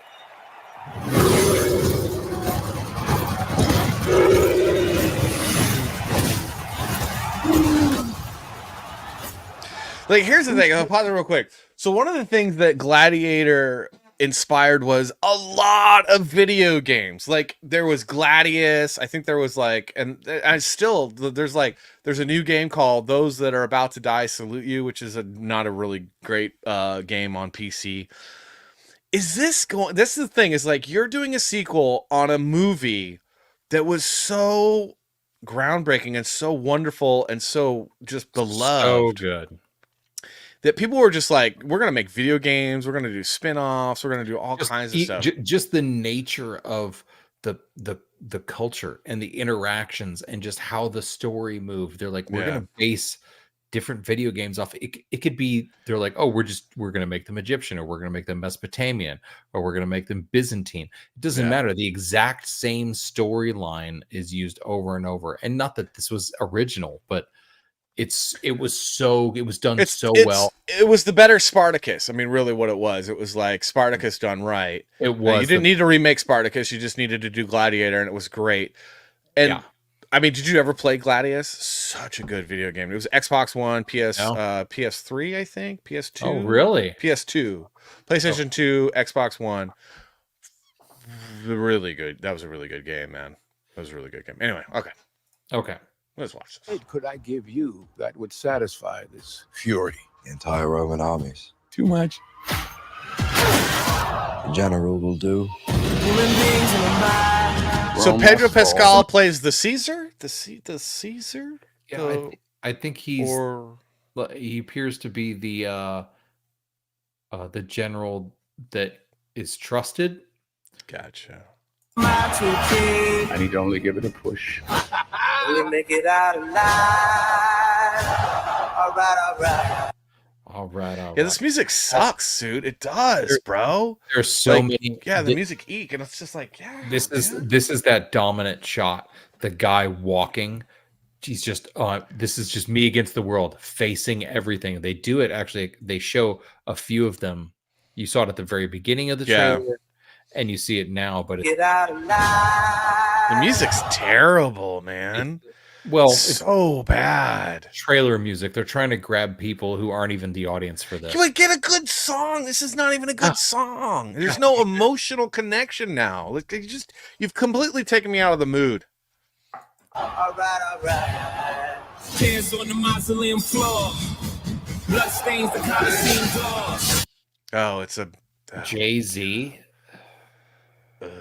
I would rather, you know what? You might as well just have 99 problems, but a bitch ain't one. Because that would have been actually kind of cool. But you did this. Actually, that would not have been cool. That would have been terrible, too. This ring belonged to Maximus. Now I give it to you. So that's the connection? That's why it's a sequel. Because there's a ring. One ring to rule them all. Here it is. Underneath the Colosseum, apparently, a shrine has been made to Maximus Decimus Meridius, who was the star of the first film, with all his stuff. I dig the idea of this. I will see how the movie does. Let's see. Dream of Rome. People are not free. Jeez, the music is just so much. I want to not listen to music anymore. It's just so much. I was owned. Now I will control an empire. And they're cutting together the dialogue to make the dialogue work for whatever narrative they're creating for the trailer. And it's terrible when you can hear the different inflection in like Denzel Washington, a professional like orator. And they're like, no, we're just going to cut up your audio for the trailer. And he's like, that's not how my audio should sound, mother effer. I will not waste another generation of young men for their vanity. Strength another! This our own treatment, heroes! Hands on the mausoleum All right. floor. Blood stains the Coliseum doors. Oh, okay. So then it's the gladiator versus the best general, who we like because he's Pedro Pascal.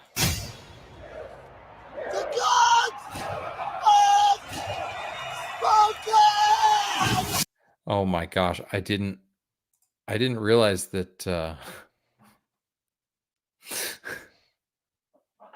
Dude, this is like there's one producer in the like executive meeting, and he was like, what do you guys think about me having a cameo?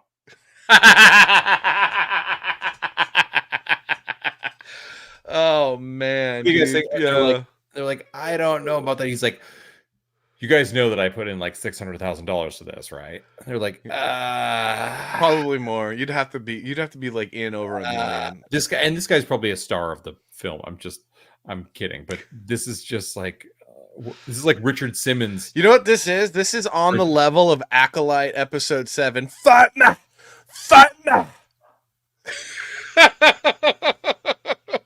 Go get the twins! Fatma!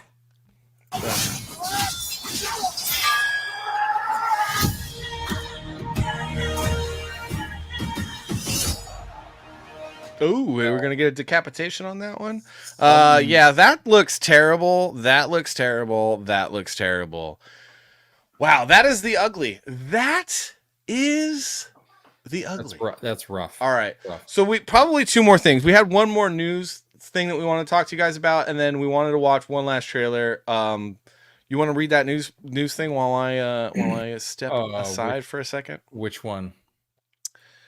The one about the spoiler in Dragon Age Veilguard. Oh my goodness gracious. Well, I'll be right back. Hold on, you're gonna make me read this. This is gonna be great. We're going to drop this guy down here. Hold on one second. We're gonna stop this screen. I'm gonna give you guys this. This is so. This guy sends me this stuff. He's like, you should read this. So whether or not we'll see a penis in Dragon Age: The Veilguard is a spoiler, apparently. So yeah, for just reasons, we're all so confused by BioWare's answer to this question. So Game Informer has seen boobs. Specifically, the magazine has seen a topless character in Dragon Age: The Veilguard's character creator, which is previewed as part of a recent slate of exclusive articles in the most overt nudity the Dragon Age series has featured so far. This is a mature RPG. The game director, Corinne Bush, has told, look, if we're going to go, this is Bush. Okay, don't give me that Boucher. Is that Bobby Boucher told the magazine? Anyway, the character creator didn't show any below the waist private anatomy. However, a Game Informer reports that when it asked BioWare whether the RPG will include full nudity, say during romance scenes, the developer said that it wants fans to discover that for themselves. So I think this is partly them trying to be. No is the answer, but they. Well, I'm what my thinking is that this is BioWare trying to be edgy because you had Larian Studios who did Baldur's Gate 3, which is a great game. They had a lot, like we talked about it before on the show, and that's basically a sexual harassment simulation. And there's a lot. There can be nudity in that game. You have a little toggle where you can have nudity on, nudity off. And really? Okay. Yeah. So I think that they're just copying. I mean, at this point, BioWare is kind of, they're like that one. Like BioWare used to make cutting edge games. They made Knights of the Old Republic 1 and 2. They've done the Mass Effect series. And I think as they've kind of like the better developers and creatives have kind of moved on to other stuff or retired, they brought in a lot of these like younger people who aren't very good or creative and don't know. And so to compensate for their lack of creativity and ability to make a good game, they're kind of looking around like, oh, what else? What are other people doing that's edgy and kind of cool and stuff? And they're like, let's copy that. And so that's what this is. They're just copying Baldur's Gate 3, and it's totally tacky. You don't who needs this kind of level of set? Like, go outside, go to a bar. Like, you're playing video games too much. You're playing video games way too much. If you need to get your rocks off in the game instead of going out to a bar and trying to chat up a lady or dude. Okay. And or Baldur's Gate. Sometimes sometimes you go to the bar, and you run into the old Baldur's Gate, as they call her. All right. It's just I think it's just absolutely tacky. It's tacky. It's tacky. All right, so let's go.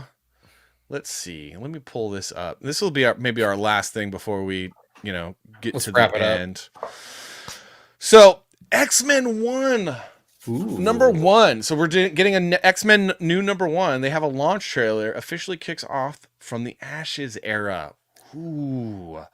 So I'm kind of excited about this. I love this thumbnail for this trailer. I love X-Men. I'm a big fan of the X-Men. I'm skeptical because Marvel has been kind of shit in the bed and not really bringing it home with good comic stories because they've hired a lot of really incompetent people.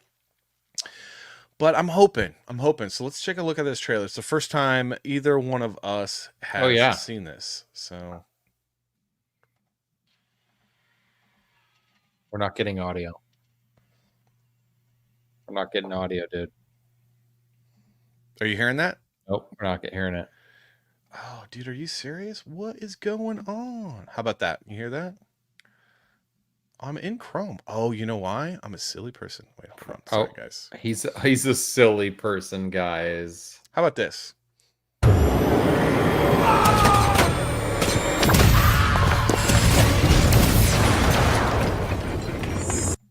That's amazing. So cool so far. I'm not stoked on this art. I'm not stoked on this art. That's not as good as the other stuff. No.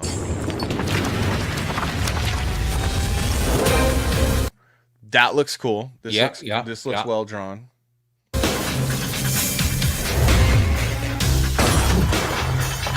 That looks cool. Ooh, These guys look interesting. I wonder who these guys are. They got X's on their head. They look not great though. They almost look like they're from the Teenage Mutant Ninja Turtles universe. Sentinels are always cool.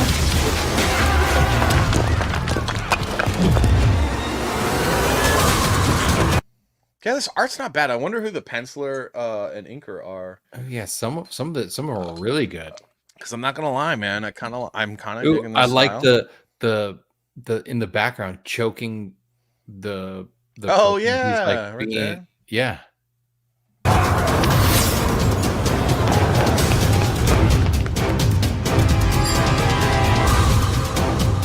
Oh, there we go. Ryan Stegman. Okay, Whoa, that makes sense. look, that's some dope art right there too. Yep.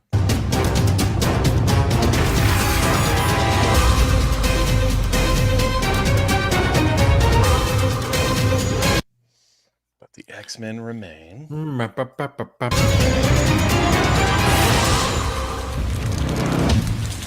Oh, good Juggernaut in the background right there.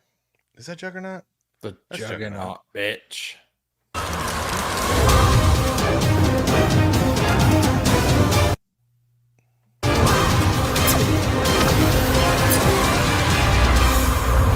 Couple of different artists, because that was some different looking art. Other than, pew, pew, pew, pew, pew. You know, I don't know. I don't know how I feel about it, man. I don't know how I'm gonna feel about it.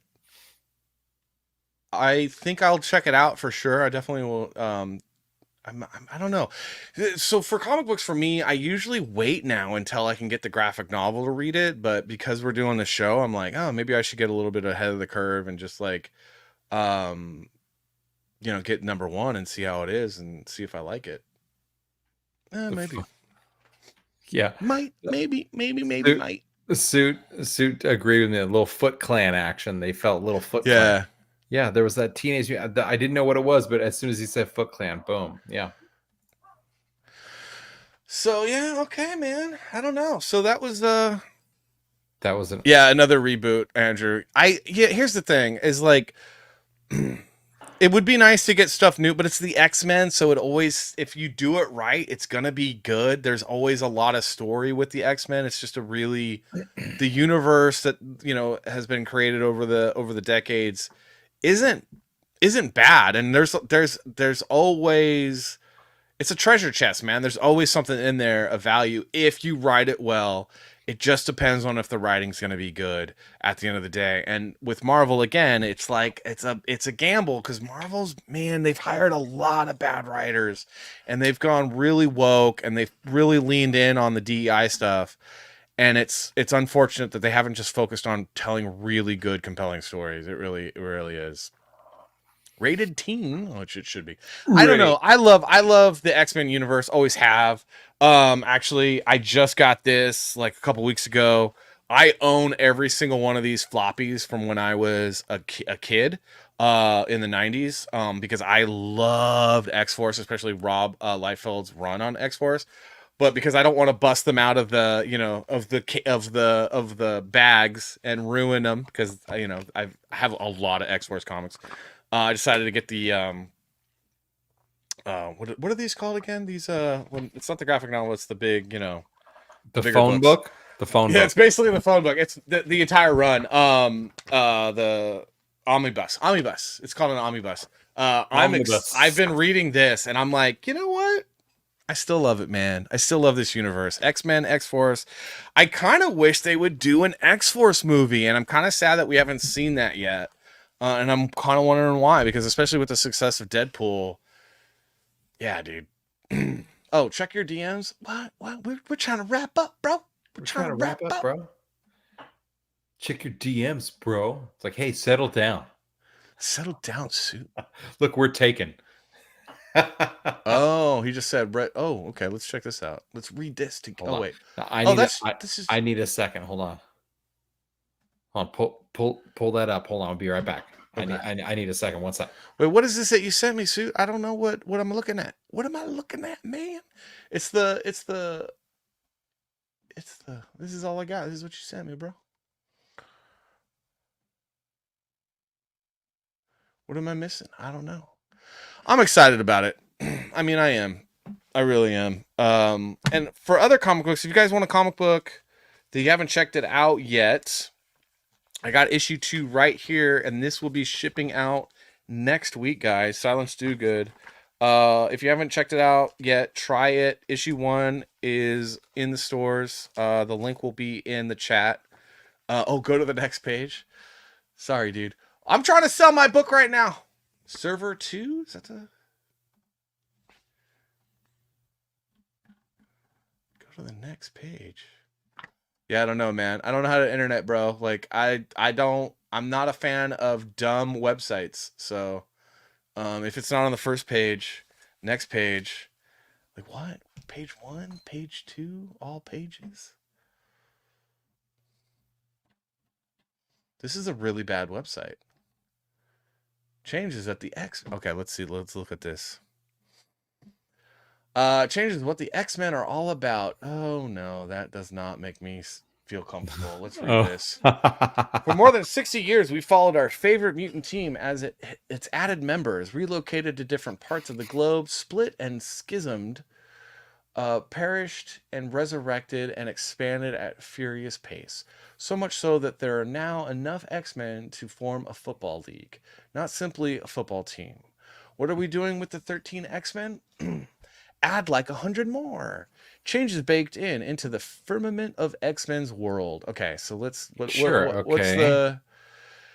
All right, the goal of this new line is to have an X book, every reader's taste, a sprawling variety of approaches to the material. And so we've put together this special free samplers so that you can get a tiny taste of what your assorted offerings are like and find the ones that best resonate with you. This includes lettered previews of the 3 titles to carry the X-Men. X-Men Uncanny, X-Men, and Exceptional X-Men. We'll also give you some visual insight into the rest of the line: Phoenix, NYX, X-Force, Wolverine, X-Factor, Mystique, Sentinels, Dazzler, and that is too many things. Change is often difficult. It can be traumatic when sometimes something ends, but everything... What is the point of this? So, I mean, they're just trying to soften It's the blow. it's just a lot. It's like buy all of these books. This is not a great way to do this, though, is it? I don't know. They're like, but in case you want like domineering women, you could have this series. And in case you want women who just are happy making sandwiches, you could have this series. Or you could have Mystique or Storm. Interesting. I'm like, so this is the I think this is one of the issues that like Marvel's having right now is that they're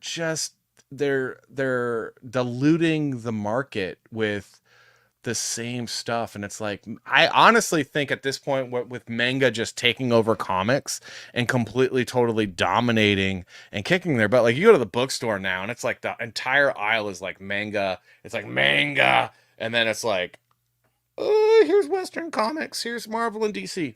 And so it's like, maybe less is more. You guys are laying people off. You guys are like cutting rates, they're like paying artists and writers less. And I'm thinking, maybe don't pay artists and writers less. Maybe, I don't know, cut the amount of books you're doing. Maybe, I don't know. Because this just seems like a lot. This is like more X-Men than I grew up with in the 90s. And there was like Uncanny X-Men, X-Force, Wolverine. There was a lot. And this seems like there's more. And I don't think that there's more readers. I think there's actually less readers. Am I wrong, guys? I think you're right. I don't know. Anyway. Buy my book. Buy issue 2 is coming out next week. Where's issue 1? Oh, there's Mythicals. You could buy Mythicals. I don't recommend this. I don't recommend that. I recommend this, Chrome Dog. I'd issue 1 somewhere. Ooh, anyway, Chrome Dog. Check the link out. If you haven't bought it yet, please do. And then issue 2 will come out next week. And I promise that issue 2 is going to be even better than issue 1. And then issue 3 is going to be even better than issue 2. So it's just going to get better because I'm getting better. Because as I'm doing this and I'm actually not working in advertising anymore full time, and I'm not having to like meet all these crazy deadlines, I actually can focus on my book, which has been a nice change of pace. And it's coming out a lot better, guys. Anyway. And Savage, do you have any closing thoughts?